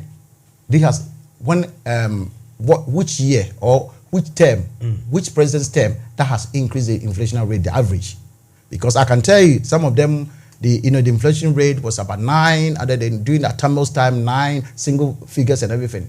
But this government is so handsome, whatever it does, that they were double figures, and the big ones as well, over 30s. So I say that. And I heard what you were telling me, that the special prosecutor has invited and is being there and everything, I believe nothing will happen. You know why?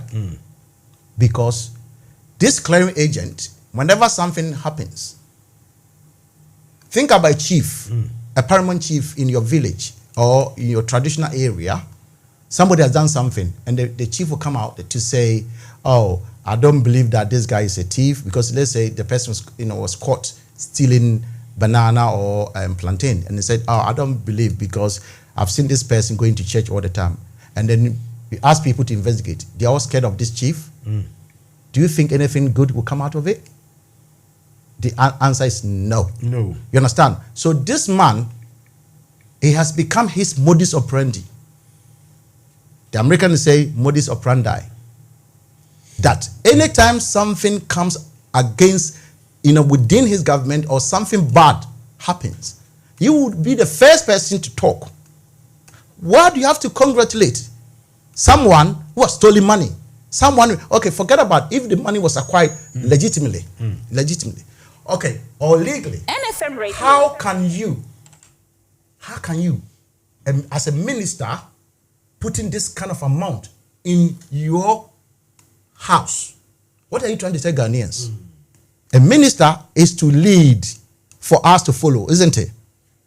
So, you are telling us that we should all keep our monies in our home, isn't it?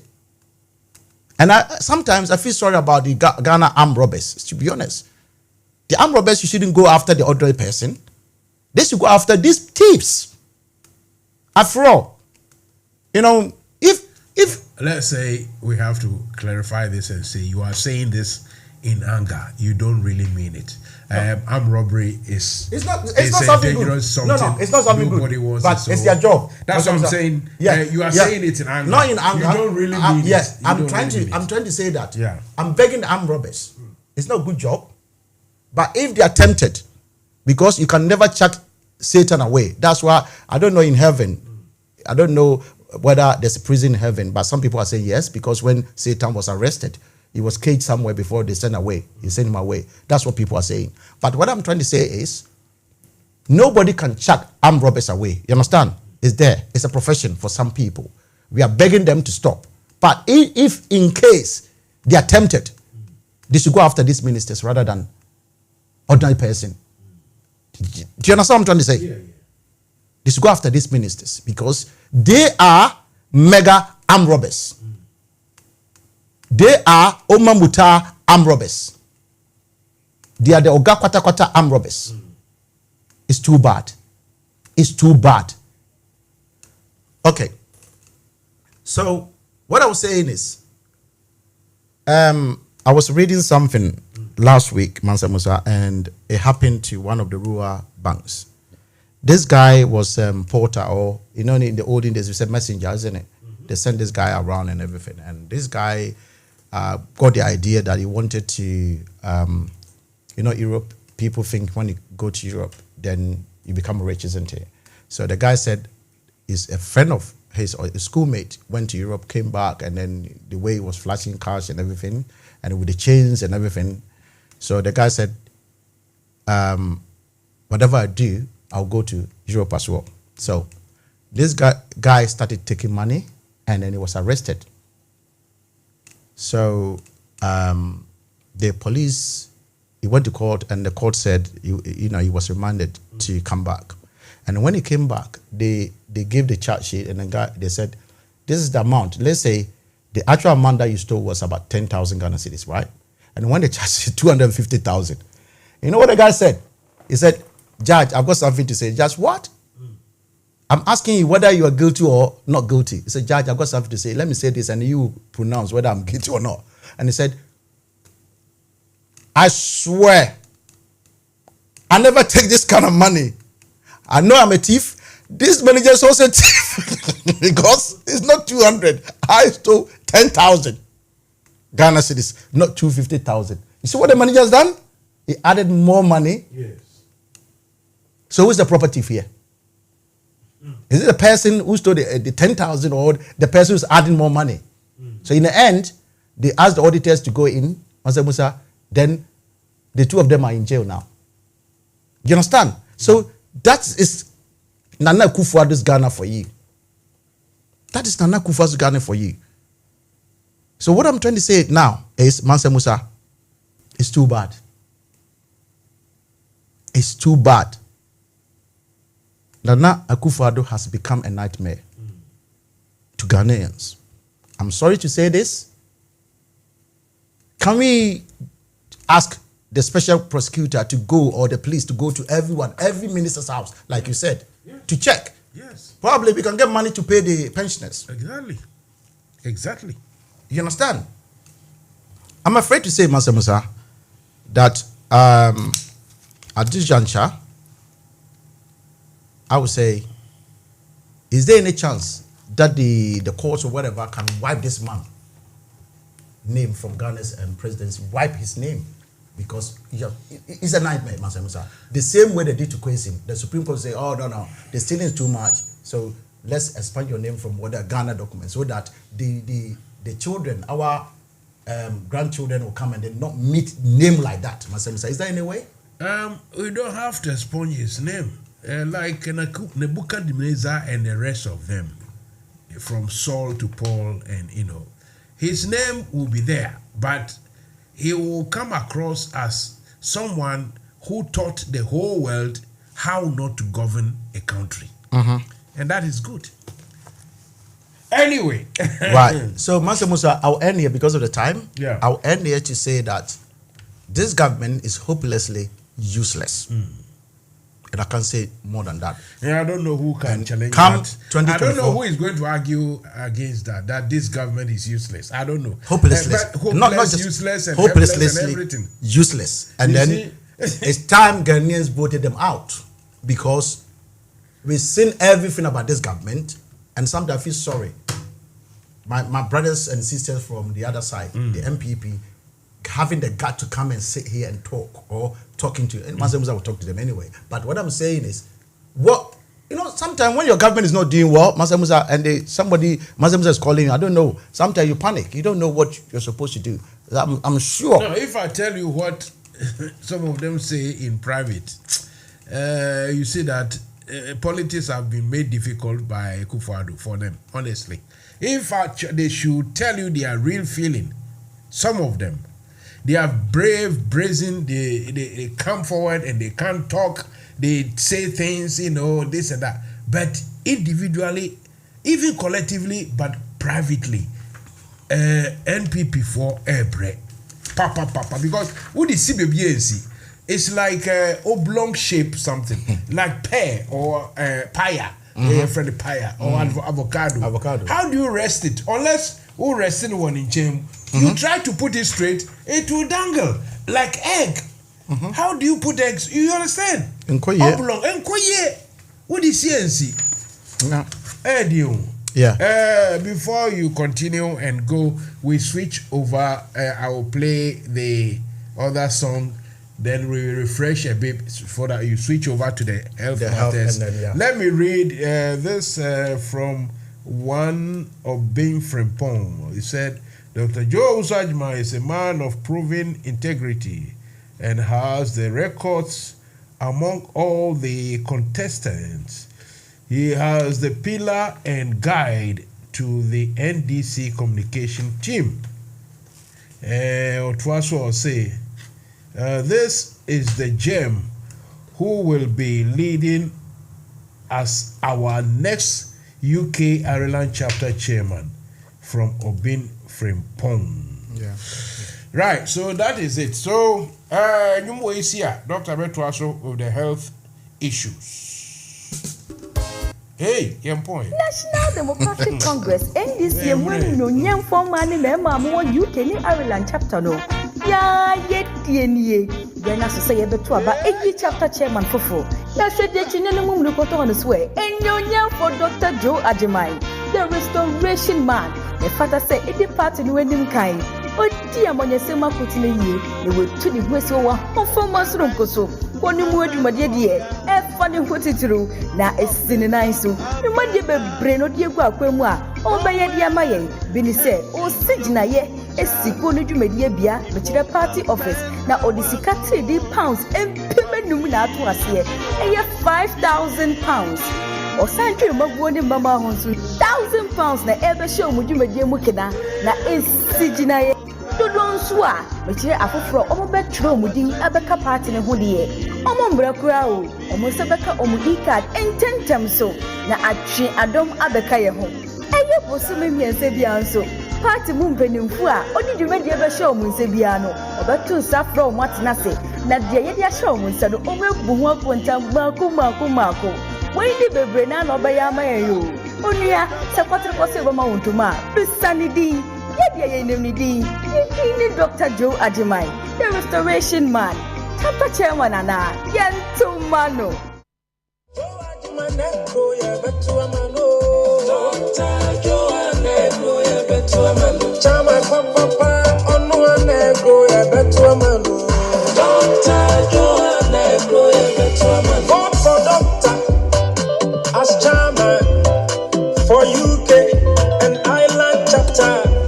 Oh, you need papa, oh, you need a money, oh, doctor. Dr. Joanne, go, you bet you a man. I will vote for doctor. Doctor, just hold. I want a takra, the money, oh, you fair. A takra, bonus, so dear, young boy. You're a baby, I'm a call, yeah, ready, I bet you a papa. Dr. Joe Ajimai, eh, you know, and I want it, Sakura, the money we have fair, oh, Sakura, so dear, young boy, you're to a baby, I'm a young woman, so baby, I bet to a papa. Dr. Joe Ajimai, oh, no, and I Dr. George must say, oh, no, dear, NDC, oh, you can the island. The beginning of diaspora, I crab a shetty, Montumano, Dr. Joanne, no, I bet you a man, but the Campo Moba, I'm a mebu. The Campo Moba, this is a papa, but the Campo Moba, my medina. Yeah, ready, or to a man. Now, I'm speaking on behalf of Dr. Joe Ajimai. When in my papa, Doctor, I could see a person or the boy. Never party no money for any share. Oh, yeah, on my papa or Guinea home. My own two abanamano. Dr. Joe Ajimai said, or when make kiss yourself. Party in the Benyan own office. My meetings are doing now. I pay Doctor, I raise the fund. Sikabotu pa imu executive members and departmentals and some are doctor and preachers or the one at those na so I will vote for him. Go and vote for him. Dr. Joe Ajimai on one I we gonna vote for Dr. Papa say I am Dr.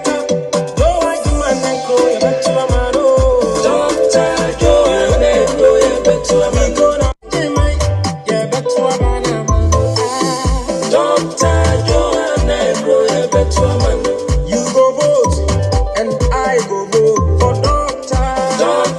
Joanne,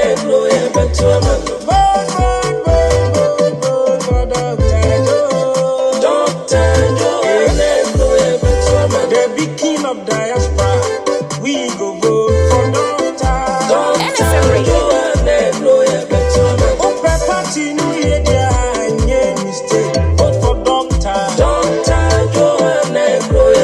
Right, also party ni yedia and yeah mistake. If you have just tuned in, say DJ. Safi na waba. Welcome to the show. Another Tuesday edition of Campaign Hour. With me, Mansa Musa, is Dr. Joe Ajimai, who is campaigning to be the chairman of UK Ireland chapter of the NDC. And he comes not in one dimension, not in two dimension, but as they say, in a fuller dimension, more than 3 dimension, you see. And so it is the personal NDC staff in UK, it is the general politics in Ghana, and it is, of course, the health matters. So, baby, I do, Madam Fonikaye, baby, I do it. Let's just say, a woodie, and a yeti doctor. Yanko. Yeah, Mansa Musa, thank you very much for the second segment or session. Today's health program or topic is the hiatus hernia, and the American will say hiatus hernia. And somebody will ask, what is hernia? A lot of people got this disease or this problem, but they don't know what it is. And it is the protrusion or the bulging of a portion of the stomach from its original position inside or through the diaphragm, the abdomen. You can see some people having something bulging out or protruding, and then you can see sometimes when it happens, some people call them frumatu and other things, But this country, when you are born, they see that straight away as a baby. They will operate you and then do that. And the question will be, why so many people, they have this problem, but they don't know? Because either they don't know what it's called, or they think it's not hurting them. They're not doing it, they don't do anything about it. So when they have that, the large ones can lead some people to have acid reflux, heartburn, a lot. So people having acid refluxes and they don't know why, you need to get it just checked, because it could be that you have hiatal hernia. So that is what it is. And I'll go on to talk about the symptoms, and then we talk about what types. The symptoms for hiatal hernia or hiatus hernia, normally, like I said, the person will be having heartburn. And heartburn is not something that, people, because it mimics heart attack. And if you're not careful, you think you're getting heart attack. By the time they go and do the X-ray, all the blood tests, you see that, no, it's not what I was thinking. So that's how. And then sometimes whenever the person eats, there's something called regurgitation. The food will come. It's not animals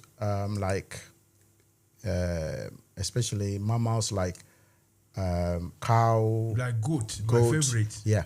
What they do is, the reason why you don't see them eating and eating and eating, when they eat, they can regurgitate, get it into the mouth and then chew it again. Sometimes human beings, we do that. Sometimes after eating, something will come and then, we spit it out. Others will take it in when they are in public. They take it in because they can't spit it out. So it happens as well. And then the backflow of the stomach acid into the esophagus, because from the mouth straight to the esophagus and then to the stomach. So when they get the backflow of acid, sometimes your mouth becomes bitter. The mouth becomes bitter, and then people don't understand why they're getting bitter, because you get acid that was supposed to mix with the food and kill the bacteria in there. It becomes acidic, and it's not good taste at all. People said, I can't taste anything, because whenever I eat, after half an hour, I got bitter taste in my mouth. So we need to take note of that. And then some people have difficulty in swallowing, and when you get something like that, you need to get it checked. Other people can get chest or abdominal pain, and when they are having something like that, you need to get it checked. It's very, very important they get it checked. And sometimes they feel like they are full, but they are not. And these are some of the things, because the part of the body is protruding. So gas can go there, and when they have enough gas, it's the same as bloated. When they got bloated stomach, you feel full, but still you can be hungry. And there's some people, it can fool them and they think, I'm okay. And the next minute they are hungry. So these are the things that you can, and shortness of breath, when it's very, very large, then people think that they can't breathe properly, and it mimics people who've got asthma. So we have to take note of that.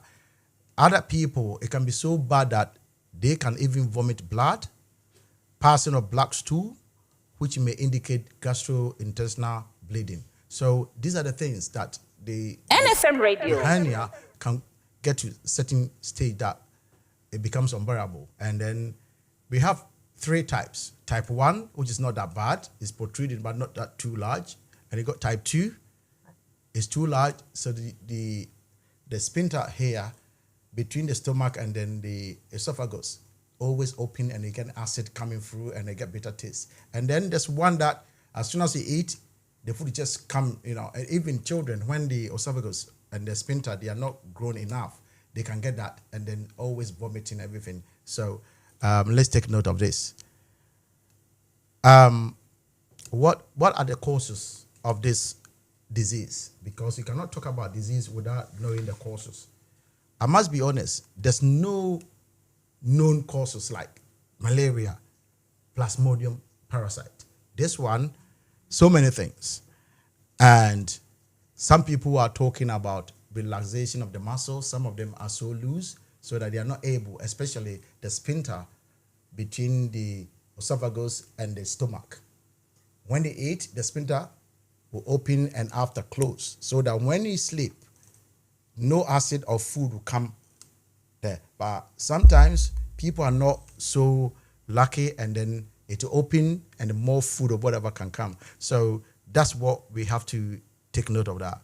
And it can be caused by it's age-related changes in your diaphragm. The diaphragm, when it's age-related, every human being, whether you like or not, as you're getting younger and younger, or if I may say it with permission, as you're getting older and older, there are certain things that become, certain things in your body that become loose, and that can affect NFM Radio. things. Something like your bladder becomes loose, and that's why you see these elderly people, they cannot sit long time. When you're going for going for a journey, by bus or whatever, every 5 minutes they want to go and then ease themselves, because in terms of urine, because their bladder has become weak. So we need to take note of that. As we get younger and younger, the body system will change. And it might be due to injury, because sometimes either playing football or doing something, somebody can kick your stomach or kick your lower abdomen or something like that. You don't take note of it, but it has been damaged. And this is something is loose there, and that can cause that. It's only when they do the x-ray, they can find out what is happening. And it could also be a trauma or anything, or even some surgeries. If they do and they are not careful, you don't do post-surgery consultation and you think everything is fine. This can happen without you knowing. Because I've got somebody was telling me a life story where after the surgery was having stomach pains and everything, and later they found out that they left the cotton that was supposed to dose the blood in there, and they had to operate again to take it out. So things happen, but I think that came with a lot of compensation, innit? yes. Yes. Unfortunately, not in this country.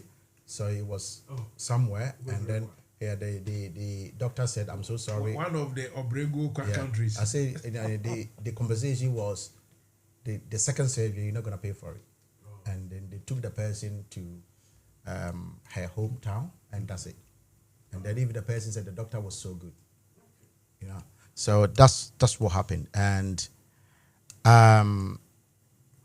there are some people, they are born with it, and then their haters are very large, so it just protrude, and that's it. And there's nothing I can do. If you are born with something, there's nothing I can do. So what the doctors will do when you're a baby, especially in this country, when they see that, straight away, they will operate you once you're a baby. By the time you grow, you don't even see it, because they think the babies, they don't get pain like adults, because the senses are not working the way that's why, they do this, so many things to babies, and that's it.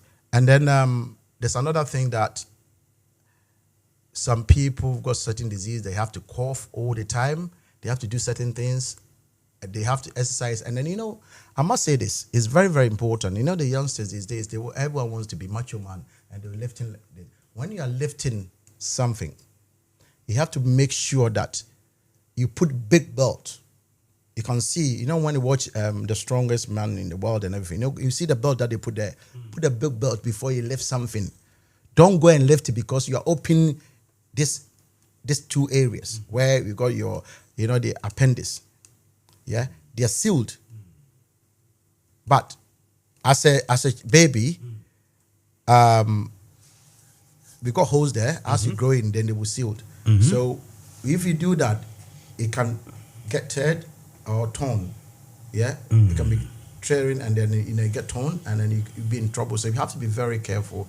The things that you do. And so don't do any straining exercise. When you want to do that or lift anything heavy, please make sure you put a big belt that can protect the area as well.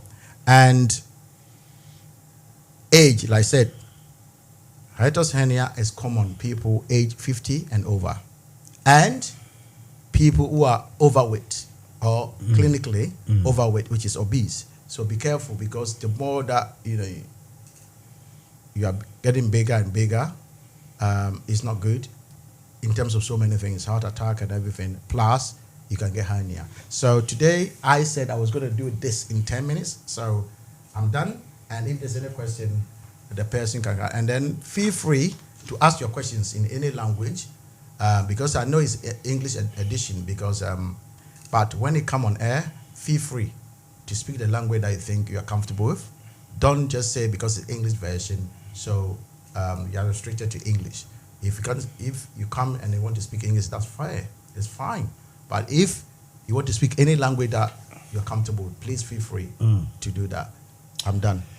Whilst you were talking, somebody listening in Ghana said, "Oh, my uncle got hernia, and he grew so big he couldn't walk."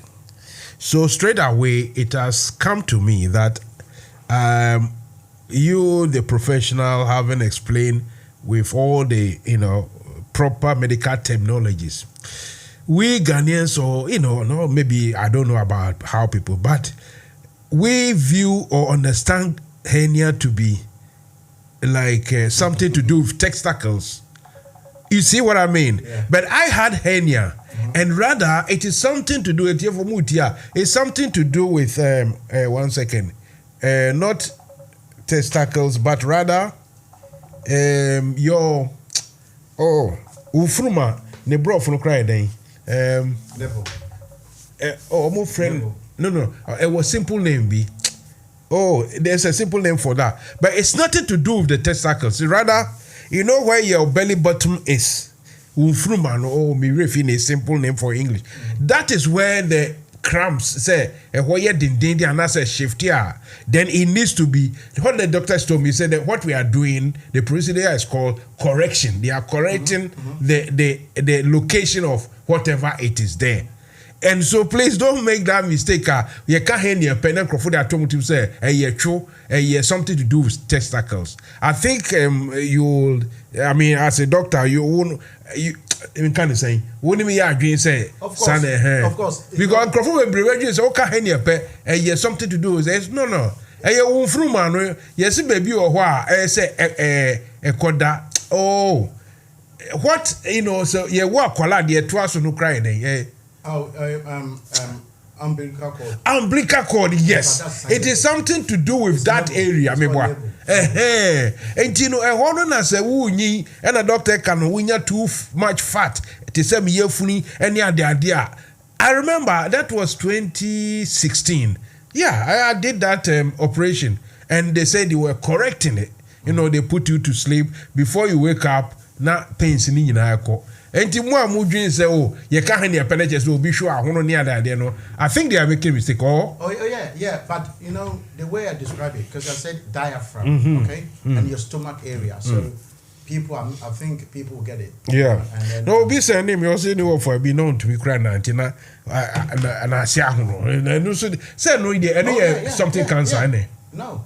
No. And you see a hernia, no? Yes, because sometimes if you're not careful, Yeah.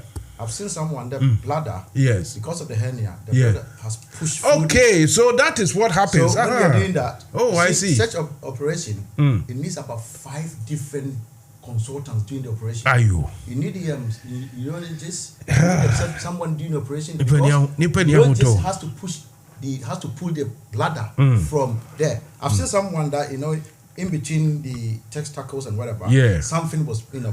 It's good like, you have explained this, because then, that means this guy is also right. When it's pushed there, and then sometimes the appendicitis and everything. Yeah? Yes. Sometimes the appendix was the word I was looking for. Appendicitis. Appendix. That's what I was looking for. Because according to biology, when a baby in the womb, there's no testicle. Yes. So it will drop. Yes. From this side into that place. That's what the biology is saying. I see. So that place will seal afterwards. Yeah. So when they did the operation, what they do, they put mesh. Mesh, they put mesh there. I don't even know what they did, but they say they put mesh there. Yeah. Stay in your body forever. Forever, yes. Yeah. Because what's happening is the cells will grow around this mesh. Yeah. But this one I have a personal experience, so I understand very well. Yeah. So when they put it there, then nothing can go there. Yes. But you can only make it come back if you lift something. That's why I'm advising people. It's better if careful about lifting and so that nothing will push over there, and then so the doctors told me that this procedure it should take you to the end of your times, but some people they have to come back and redo it. Exactly. For messing up everything. Listen to advice, and then so that's how it is. So yes, where Captain Abolo is here, I think. Okay. Abolo, give me a chance, yeah. Mansa Musa. NFM Radio. Mudaho. You. So Mudaho de ayankwe. Mansa Musa. Eja mukro na minister sikane bua mafa yetumi kura nkan. Ghana for mo ye concert o. Enti muti sa de we hu mutumi nsore enkasa Ghana for. Anyway, Abolo, yanko. Mansa Musa, me fa kwanya we na machia we tie for ni wahwefo. Na ma achia the incoming chairman of UK Ireland chapter, Dr. Joe Uswajima. Na ma sere nyame hira no. Na ma the campaign manager of Dr. Joe Uswajima team, Leos Nyame Shirano, say Obeshe program na so be pupu ni mremu. Ema yehu ni ewo yenim eni baby ayeko. Team members na mechi obi bia Mansa Musa. Yes. We see Dr. Joe Uswajima yemubi yentimi fanasi dendi. Yebeko so adanasi. Na who family sum NDC. Mansa Musa share metiwa na no na me calculation. Only say the incoming chairman Dr. Joe Uswajima wa ba studio ho almost 40 times. Share me can say part ejuma Mansa Musa yemfa wo ya utimi ye won kasa Mansa Musa hwe ahufama a doctor ediamma NDC odiamma Ghana odiamma UK odiamma obibia apomudi chechere Mansa Musa this obia oyaye eno beka say apomudi chire yi kura doctor ediaka NDC do ni sumu no onya so faso Mansa Musa misi fasudi amanfo enya efi apomudi chire no nko ano Mansa Musa minim se wo ya dansini ifaso wunya efi apomudi church no Mansa Musa uya dansini first Mansa Musa call online ya onim say only 1K and then with Dr. Joe Uswajima, the incoming chairman, inshallah. And then Mansa Musa share followers and they say we'll move if you want key. Mansa Musa and then who okay? But it's our producer checky. Mansa Musa, you did feel come and they came now quiet. Oh, sorry. Abolo, obi so be some question why you know so say also the K. What is K? No, viewers. They see your followers. No, listeners. Oh, listeners, let's see. This ones it measures in singles. Every one of them is 1,000, so it's roughly about, let's say, over 4,000. Mansa Musa, who did the HBBC was ourselves no? Me too. January, February, hono. Na Mansa Musa, yedede, force, because Mansa Musa, soon ni mind, and no person ni sem no, enko enim. Se ne be ya obebie amanfo adwuma manehu. Iti na Mansa Musa bisa me se ye wo Ghana na sika puduo wegu nipa dem yentimi sorry. But Mansa Musa any Dr. Joe Uswajima e ka bomo NFM Radio. And then isem nu hwitako. Mansa Musa mi see Dr. Joe Uswajima nyama obeye binio mi pese etiefo ehu ye fi baabi ena ye bedu baabi ena ye kọ baabi. Dr. Joe Uswajima enye chapter chairman. The outgoing chairman ni the former executive ni mu binti NFM Radio. no utimu se ebeye form na enya akono. But butaye any timopobium mu bi kita ne se ye beto aba ye benya manfa be hyebu na ye omu delegate no mu ato aba it no mu dwi chapter ne ho na boni ahwo mu adwimu ma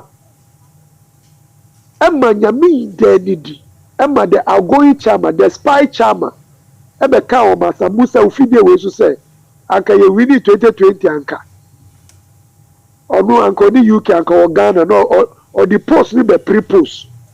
Honestly, I don't know why or cancer. I mean, why the quarantine? Mansa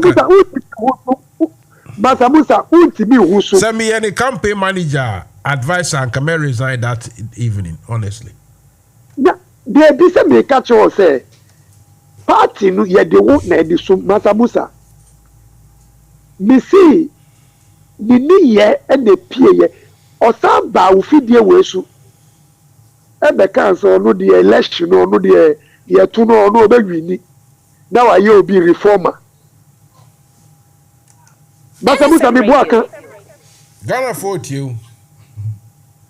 why ye to can say we group chapter ni masi one ma delegate be to aba e brese why ye ni tan na dwe ahumaso ahantan Bewini esani say ye de amanfo fakulty kwan ewura delegate list munti but me da letter committee nasi say omudi pepa any odo ebeji chapter yesi ho Mansa Musa because of Dr. Joe Uswajima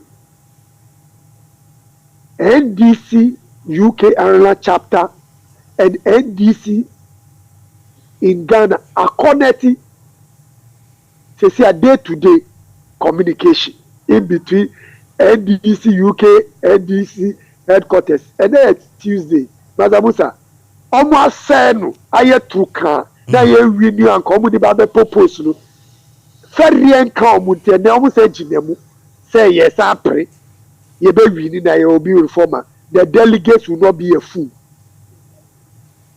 Mansa Musa, I said the delegate will not be a fool.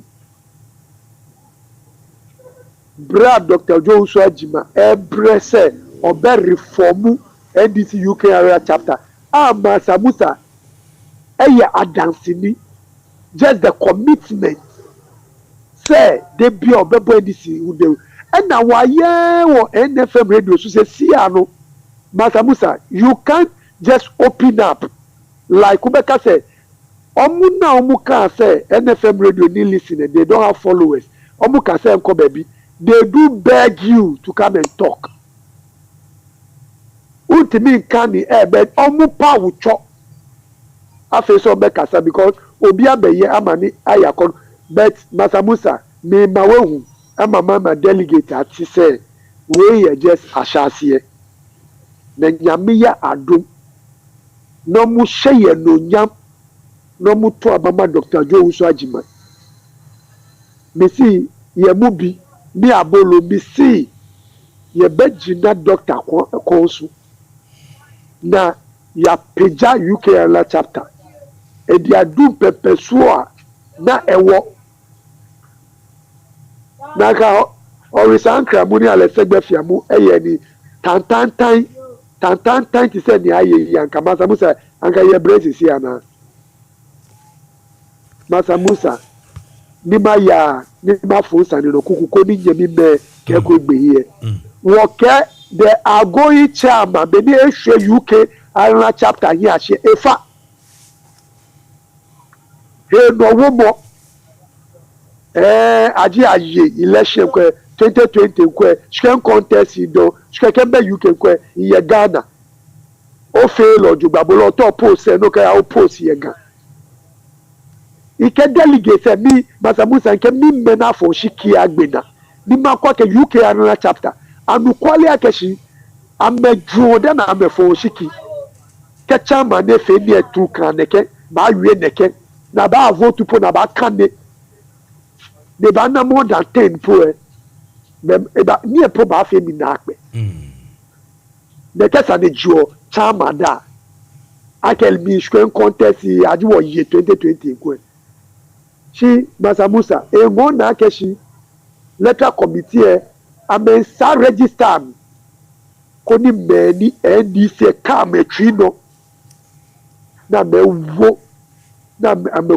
gonti na me fo shiki Dr. Joe Wusu Agyeman de ba here chapter here NFM radio pona me ka me botu Dr. Keshi it can be possible Los Abolo Alima muma yenye esa ni se ade ba kwa da meni no se ye be use NFM radio they are CSC UK Arena chapter best red delegate makpa me finding for quick affair konike biesha me kai ilaka Mansa Musa bodenche ke biesha woke delegate list wo ba bo copy ni bo ba fe silence campaign coordinator hawo koni sumomoni boyo NDC hanjo mama koni o rescue mane koshkana abona lowo tumi yo dedenye jenwe yo dedenye koshika bo ne ruehwe tumi emusu ehale Mansa Musa hi ko be poko anya kashkana yi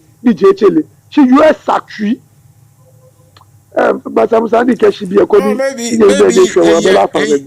onufu ni enufu ani vomitish ka Mansa Musa energy onufu ni vomitish ka e chonya ke lo shika ba the serpent maybe the serpent resides in that house.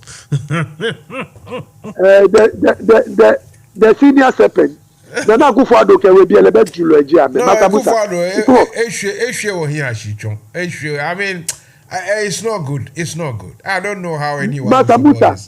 Wu na wu se Nana Akufo-Addo ni EPP gu we ni masi o. Bo mu nu die. Se no mu pese omu ye no krapo ensu omu. Wu na wu se omu egu ye ni masi. Akronfo we no sika na enso no oba besi ohwe kukudo. Mansa Musa sika we yetimi da hu ma de achi. According to report, Amenya Sisi, Obidia sent him or say quietly, if the Auditor General actually, your friend is Attorney General, no, or OSP rather, say, the secret is that they didn't know, they didn't believe that they would go and meet another, word of cash or plenty cash. and kasa omunimwa and they wouldn't send the police there. And you know they were taken by surprise actually. And this one, no, you can never hide it. Yeah. No, she thought it was untouchable. No, yeah, you see, Because and the Attorney General, no, according to the secretary, yeah, they are telling me, no, they thought, I mean, they won't find anything.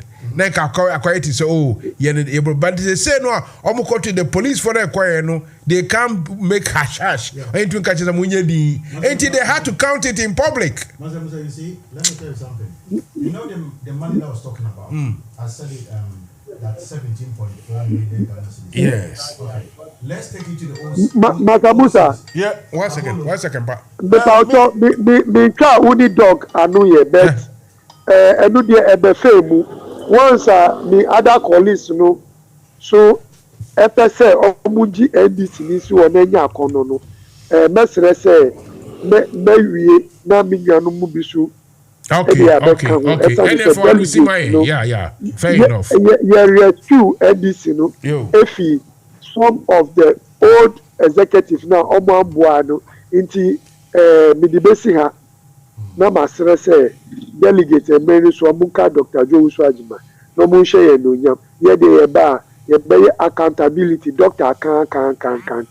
Ye be ye, say me see say obi a former chairman obey the true can say. Na the student say na Akufo-Addo no say pray no cassette MPP for Mansa Musa who na suru. Okay. Abolo, thank you very much. Akpe na mi akpe. I was saying something quickly. Yeah. You know, when you convert this amount, there is 0048 here. So when you convert this amount, it's 174 billion. The old, the old cities, billion, 906 million. 800,000. The OCDs. 174 billion. 906 million. 800,000. So this money. Right. 0048. Yeah. Good evening, Mansa Musa. I'm Joe Ajiman from the chair, Dr. Joe Ajiman. The campaign, I'm going to say a tier for 8 years. Now, your bumpire is a national for no between committee of my set on better to name my year. I'm running as best one time normal to me. I election so that the chapter will take off. Now, Mansa Musa, I don't know my friend. I some BS in there. I have a pa back what the kind of so. Back on ye OSP team or dispatch more call she said a panel residence no omoko and omso to sikafu for na the Americans say it might be a more OSP would have given a press conference or press release to state what they uncovered but be no be a better journalist in the report to come on a press conference so that the whole nation will know what actually transpired. These are some of the year. No katakata nema so. Only one. Secondly, and when I was listening to parliamentary proceedings, I was not happy. Actually, on the conduct of the Speaker of Parliament, I was not happy at all. I don't understand why, say, Pentecost Church, so more organize national development, whatever concept or whatever. Mintia sepo. Now, I'm invited legislature or Tinamo Cossetino. Most of them costing because of that. Munina mo coho.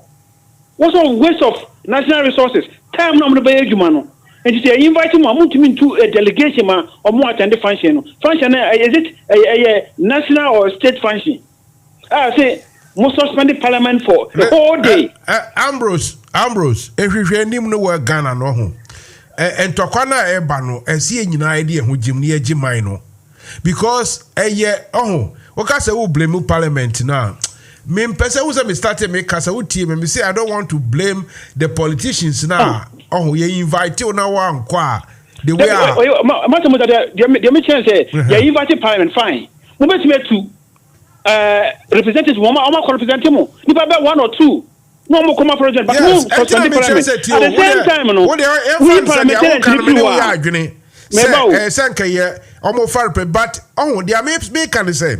Sa case na beda ho no ani se yenya no ye hu no or ye hwe in isolation so ye blame we ese attack no any kunu nyina e de ko asofo ne asore no so because asore ne fight their popularity their strength your friend is saying more relevance bibia e from and they don't want to give up enti me pese but and then oh Mr. we a campaign hour jointi yemfa order and commos separate ones no yemfa share ochina when I'm here then we discuss into detail Mr. Opa because san komo we say me ba ho be 15 minutes na yedi nkomo but a campaign hour so ho enti in any case no yemfa share ochina and I said da me nkwan mo ha me monologue no ubesimu a I can't stop you honestly.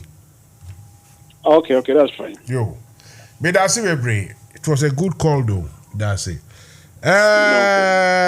Okay, Miss Obey, I've just said it to you that that 447876251261 is a WhatsApp number.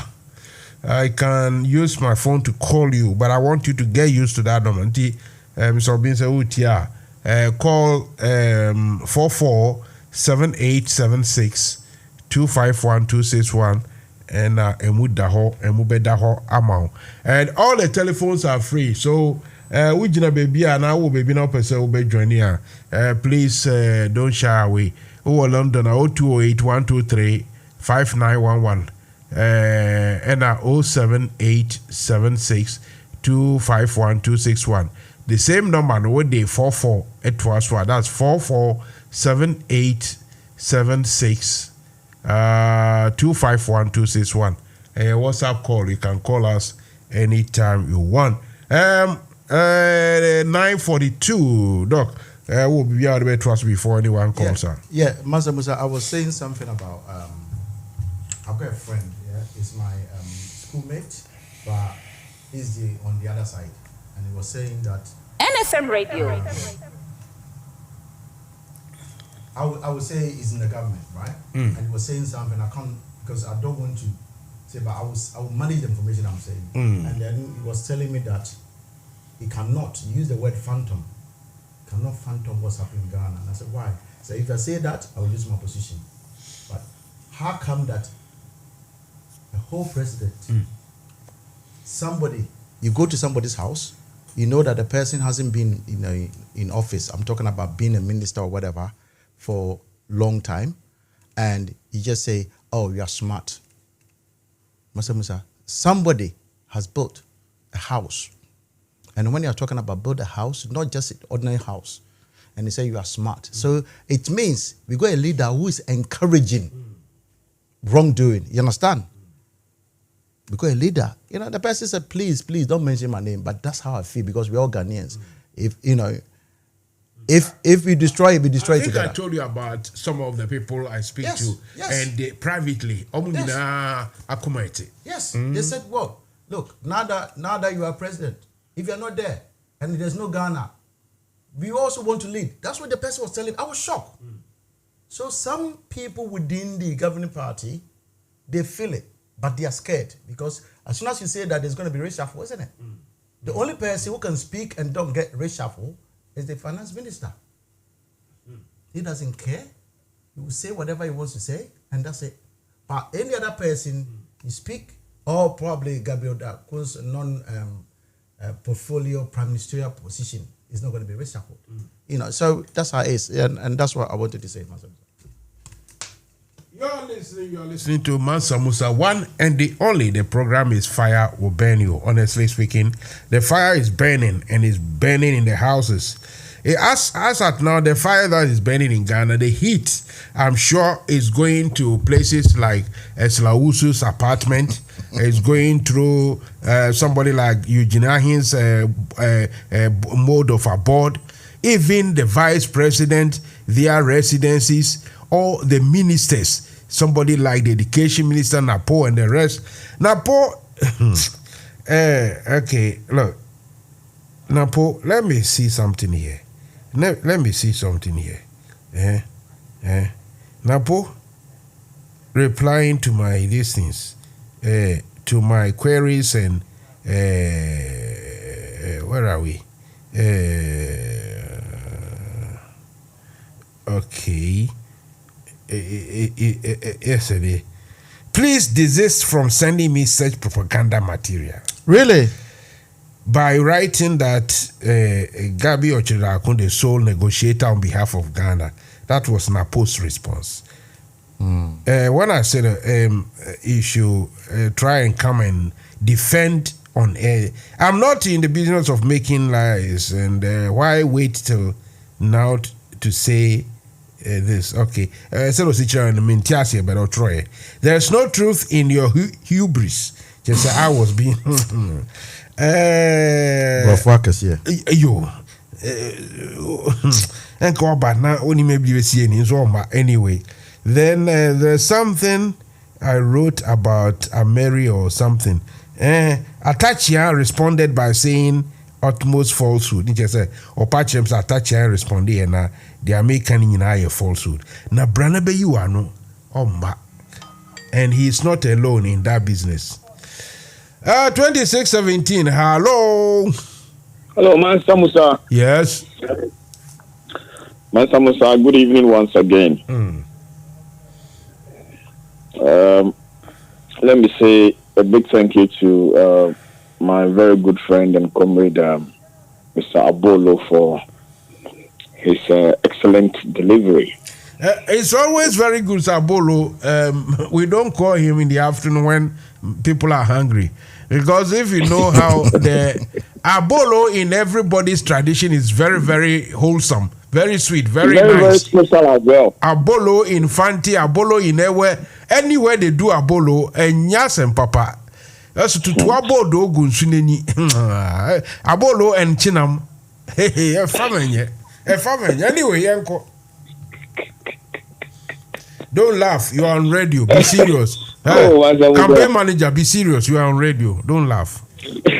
No, man. I mean, you're still laughing. Yeah, Mansa Musa. As I said, I'm saying a big thank you to my able colleague and another one to Doctor for an excellent delivery and his exposition on the happenings of the issues that have engulfed every space of our years in Ghana. Mansa Musa, fortunately for myself, I have restrained myself not to, engage or get involved in the discussions on what is happening in Ghana, because I think I'm gradually learning, the skill of accepting anything that is going on.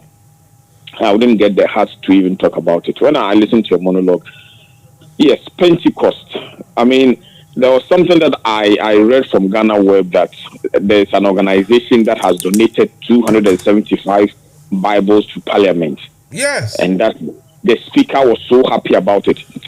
Mansa Musa, let me just. That man, Ambrose came in, so let's discuss this tomorrow. But because you are campaign chairman, look, I don't want us to blame the speaker even, because the politics of everything is that if he didn't show bright face and smiling, everything will go against him or his views or his principle or his party. So for that one, I understand. Our fight, we have to take it to the source. Okay, not the symptoms, or not the photo opportunities, to the source. Now, Ghana for say there is no need for Bible bashing. I mean, there is no need. Just say we can live. God will still bless us if we respected the laws of the land. Now, Yamfa one ankoshe saasumuya. Max Ankrofo way. Nye sika bocho. Nankrofo uguya omainemu ebre. That is how we should fight it. That is how. Don't blame too much about the picture you see. Please. This was just by the way. I mean, it is against that. I know where you're coming from. Yeah, it is against that background or backdrop that, as the campaign manager for Team Joe, I believe that we need to communicate the ills within society. We need to expose the challenges that we have in our government setup. And you could only do that by communicating, by propagating, by having the appropriate and the responsible platforms, to disseminate or to send out this level of information for people to make the needful, more or less, resolutions out of it. So, as one of our key campaign points, or as a promise, we have said that when Doctor is given the nod by general membership, what we ought or have sought to do is that it is not going to be only NFM. Wherever and however we find it needful, we are going to engage any media outlets where the NBC here in the UK and even back home in Ghana, strategically, back home in Ghana, where we find it very necessary, or where we think it is possible for us to engage those kind of platforms, so the party can be relieved of communicators by going there to also sell out our messages. Mansa Musa, that is what leadership is all about. Let me say this in vernacular. Yes, Bema Boni Bray, Bema Boni Bray, yes, Bema Boni Bray, yeah. Then they say, Washaneba, Ashani, no, I yet yes, Bema, and then you cast a Bema Boni Bray, and I said Bema Boni Bray, and I said Bema air bono homodia, and wedding more day. So Mansa Musa, yes, so dear Jacoswa in Yaokwa. So all that we have sought to say is that we are prepared as a team. My candidate is willing to commit to what some of us think that could help the party in a bigger, in a bigger picture, or at a larger space. It's all about communication. In fact, I would have loved my other competitors to also commit themselves to say that, when you give us the chairmanship, or when in an unlikely event any of them are voted for, right?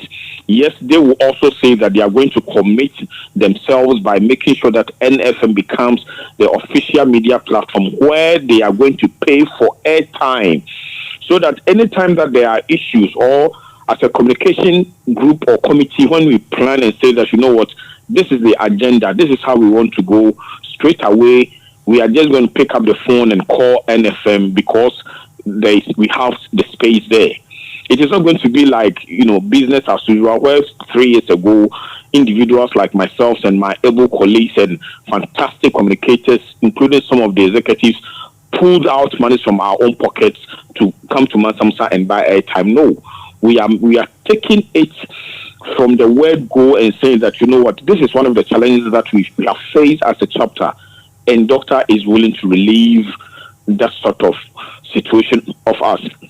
The second aspect of our campaign, or one of our pillars, is that we are going to make available a membership cards with ease, right? We are saying that whoever joins this political party, either with ROPAL in mind or not, we are going to make sure that you are formally imbibed into the group, meaning that the acquisition of your membership card, it will come with ease. You will pay no dime, a penny or a pound or a pence or whatsoever that it is. We are going to facilitate that irrespective of your branch. So, in essence, in any political strategy, one will tell you that is a way of mobilizing membership for the general good of the party. Mansa Musa, one of the things that we are also putting across is that we are saying that we are going to establish an IC committee in the sense that it is going to be an amalgamation of whosoever matters in this chapter, both young and old, but with expertise and with respect. And we are going to work in tandem with them, together with the chapter chairman, who I believe will be Dr. Joe Adjuman, and all the other men and women who will be elected to partner him to steer the affairs of this great chapter of us. So, Mansa Musa, we have good things for this chapter. All that we are saying is that we are asking for fair play, we are asking for equity, we are asking for respect, civility, knowing very well that the battle ahead of us is not a child's play.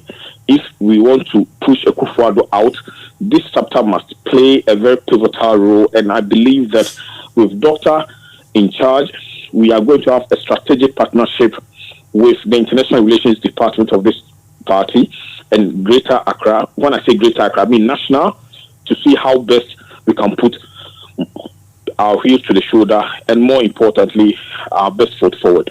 Mansa Musa, I leave you for others to also come in, but as I said, we are definitely going to meet on Thursday again, and we will come back as strong as always. Thank you, Mansa.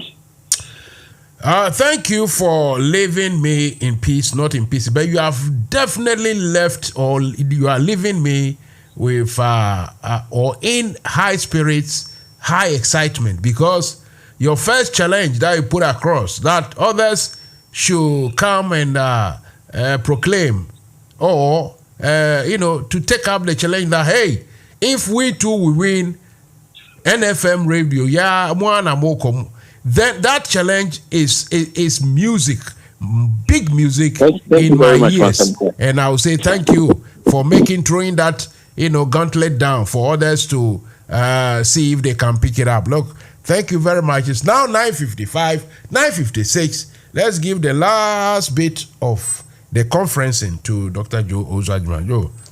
Okay, Mansa Musa, thank you, and thank you to Lons, Abolo, Dr. Ambrose, all the people that managed to call. I know some people were trying to call, they were sending me messages. Please, when you look at the link that Mansa Musa been sending and I've been sending to other people, I think we got two numbers on it. So it's not something that we will not find it if we look at that. And then another thing is, if you call and it's engaged, please try again, because we got two numbers and that's why everyone's trying to call. And I can tell you the amount of text messages that I'm getting that people are, but it can only get better, because if we use this radio station, because Mansa Musa and NFM Radio been helpful to NDC as a party, it'll be helpful to me as a candidate, and they promise us to see us through to go to Ghana and win power. And even when our executives, they come here, they are prepared to give they've got nice television room there, nice television room, and I'm sure one day they'll give me the chance to sit there and speak to Mansa Musa, and the people will see how wonderful the place is. And just imagine having one of our leaders from Accra sitting there talking to the whole nation or talking to the whole world. It would be fantastic. So, Mansa Musa, we cannot thank you that enough. I think, I don't know what to say. I'm speechless. And I would say, as a party, let's sit down. I know people have been sending so many things on various platforms, and they are talking about what's happening in Ghana, that they got discoveries, further discoveries, money and everything. When you're going to sleep tonight, my challenge is, or my message to everyone, if not challenge, it's to say, ask yourself, are you doing something good towards our party, within the party, within towards the party members? If the answer, when you're taking the boxes, and one is no, rethink, because this is the same way people will start. You start doing small things you think is not going to hurt the whole country. By the time you get there, you're doing something even worse than what the woman has done. Either you are in charge of the elections, either you are in charge of the vetting.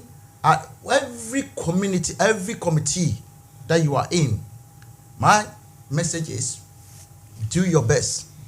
Don't be corrupt.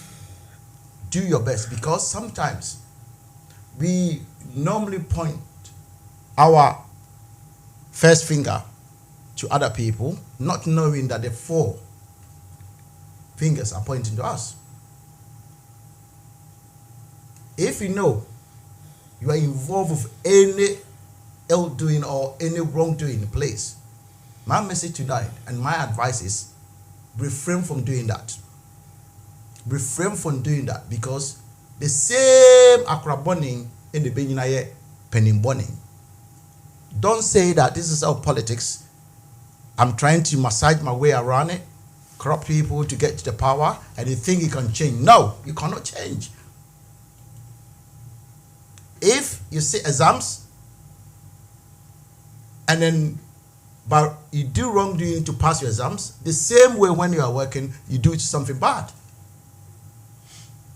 Please, fellow NDC members and people listen to me, all Ghanaians, my message is, let's do in our own way something small, but in a good way towards our country and our people.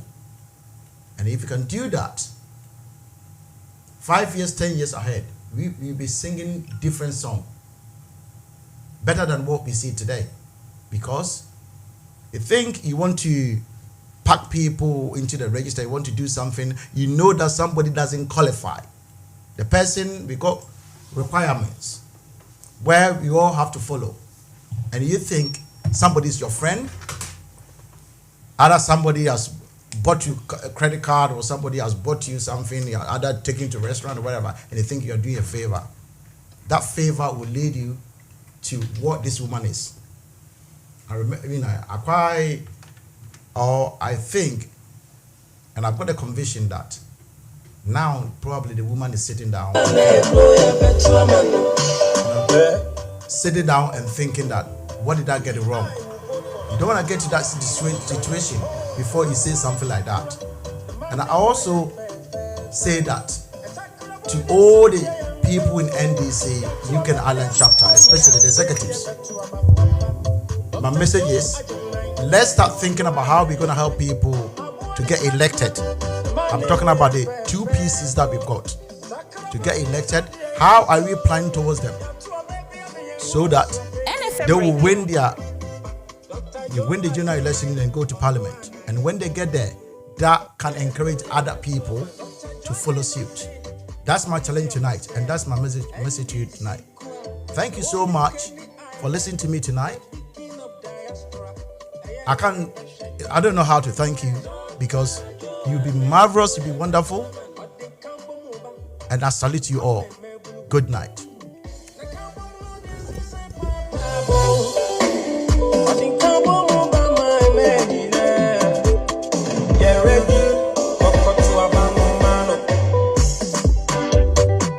Now I'm speaking on behalf of Dr.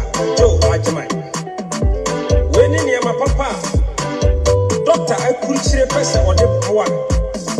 Never party no money for any shit. Oh yeah, on my papa or Guinea home. My own two abanamano.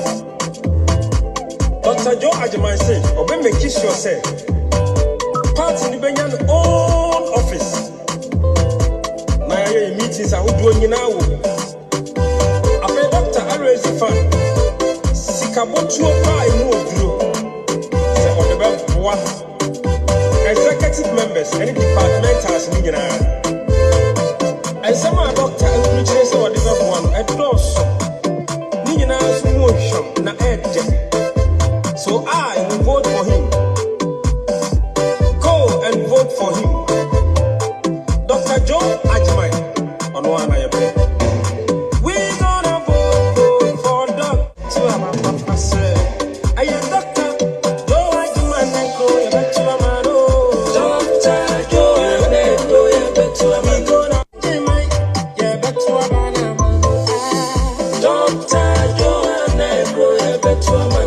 You go vote, and I go vote for Doctor. Doctor Joanne vote for Doctor Joe. Doctor Joanne the big king of diaspora. We go vote for Doctor.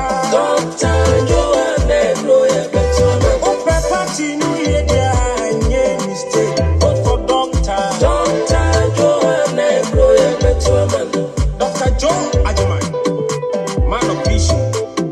Dr. Joe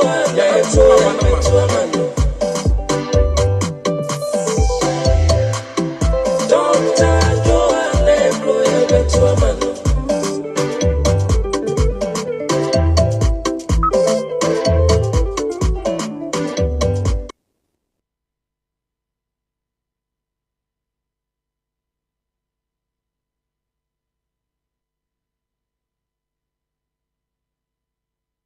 NFM Radio.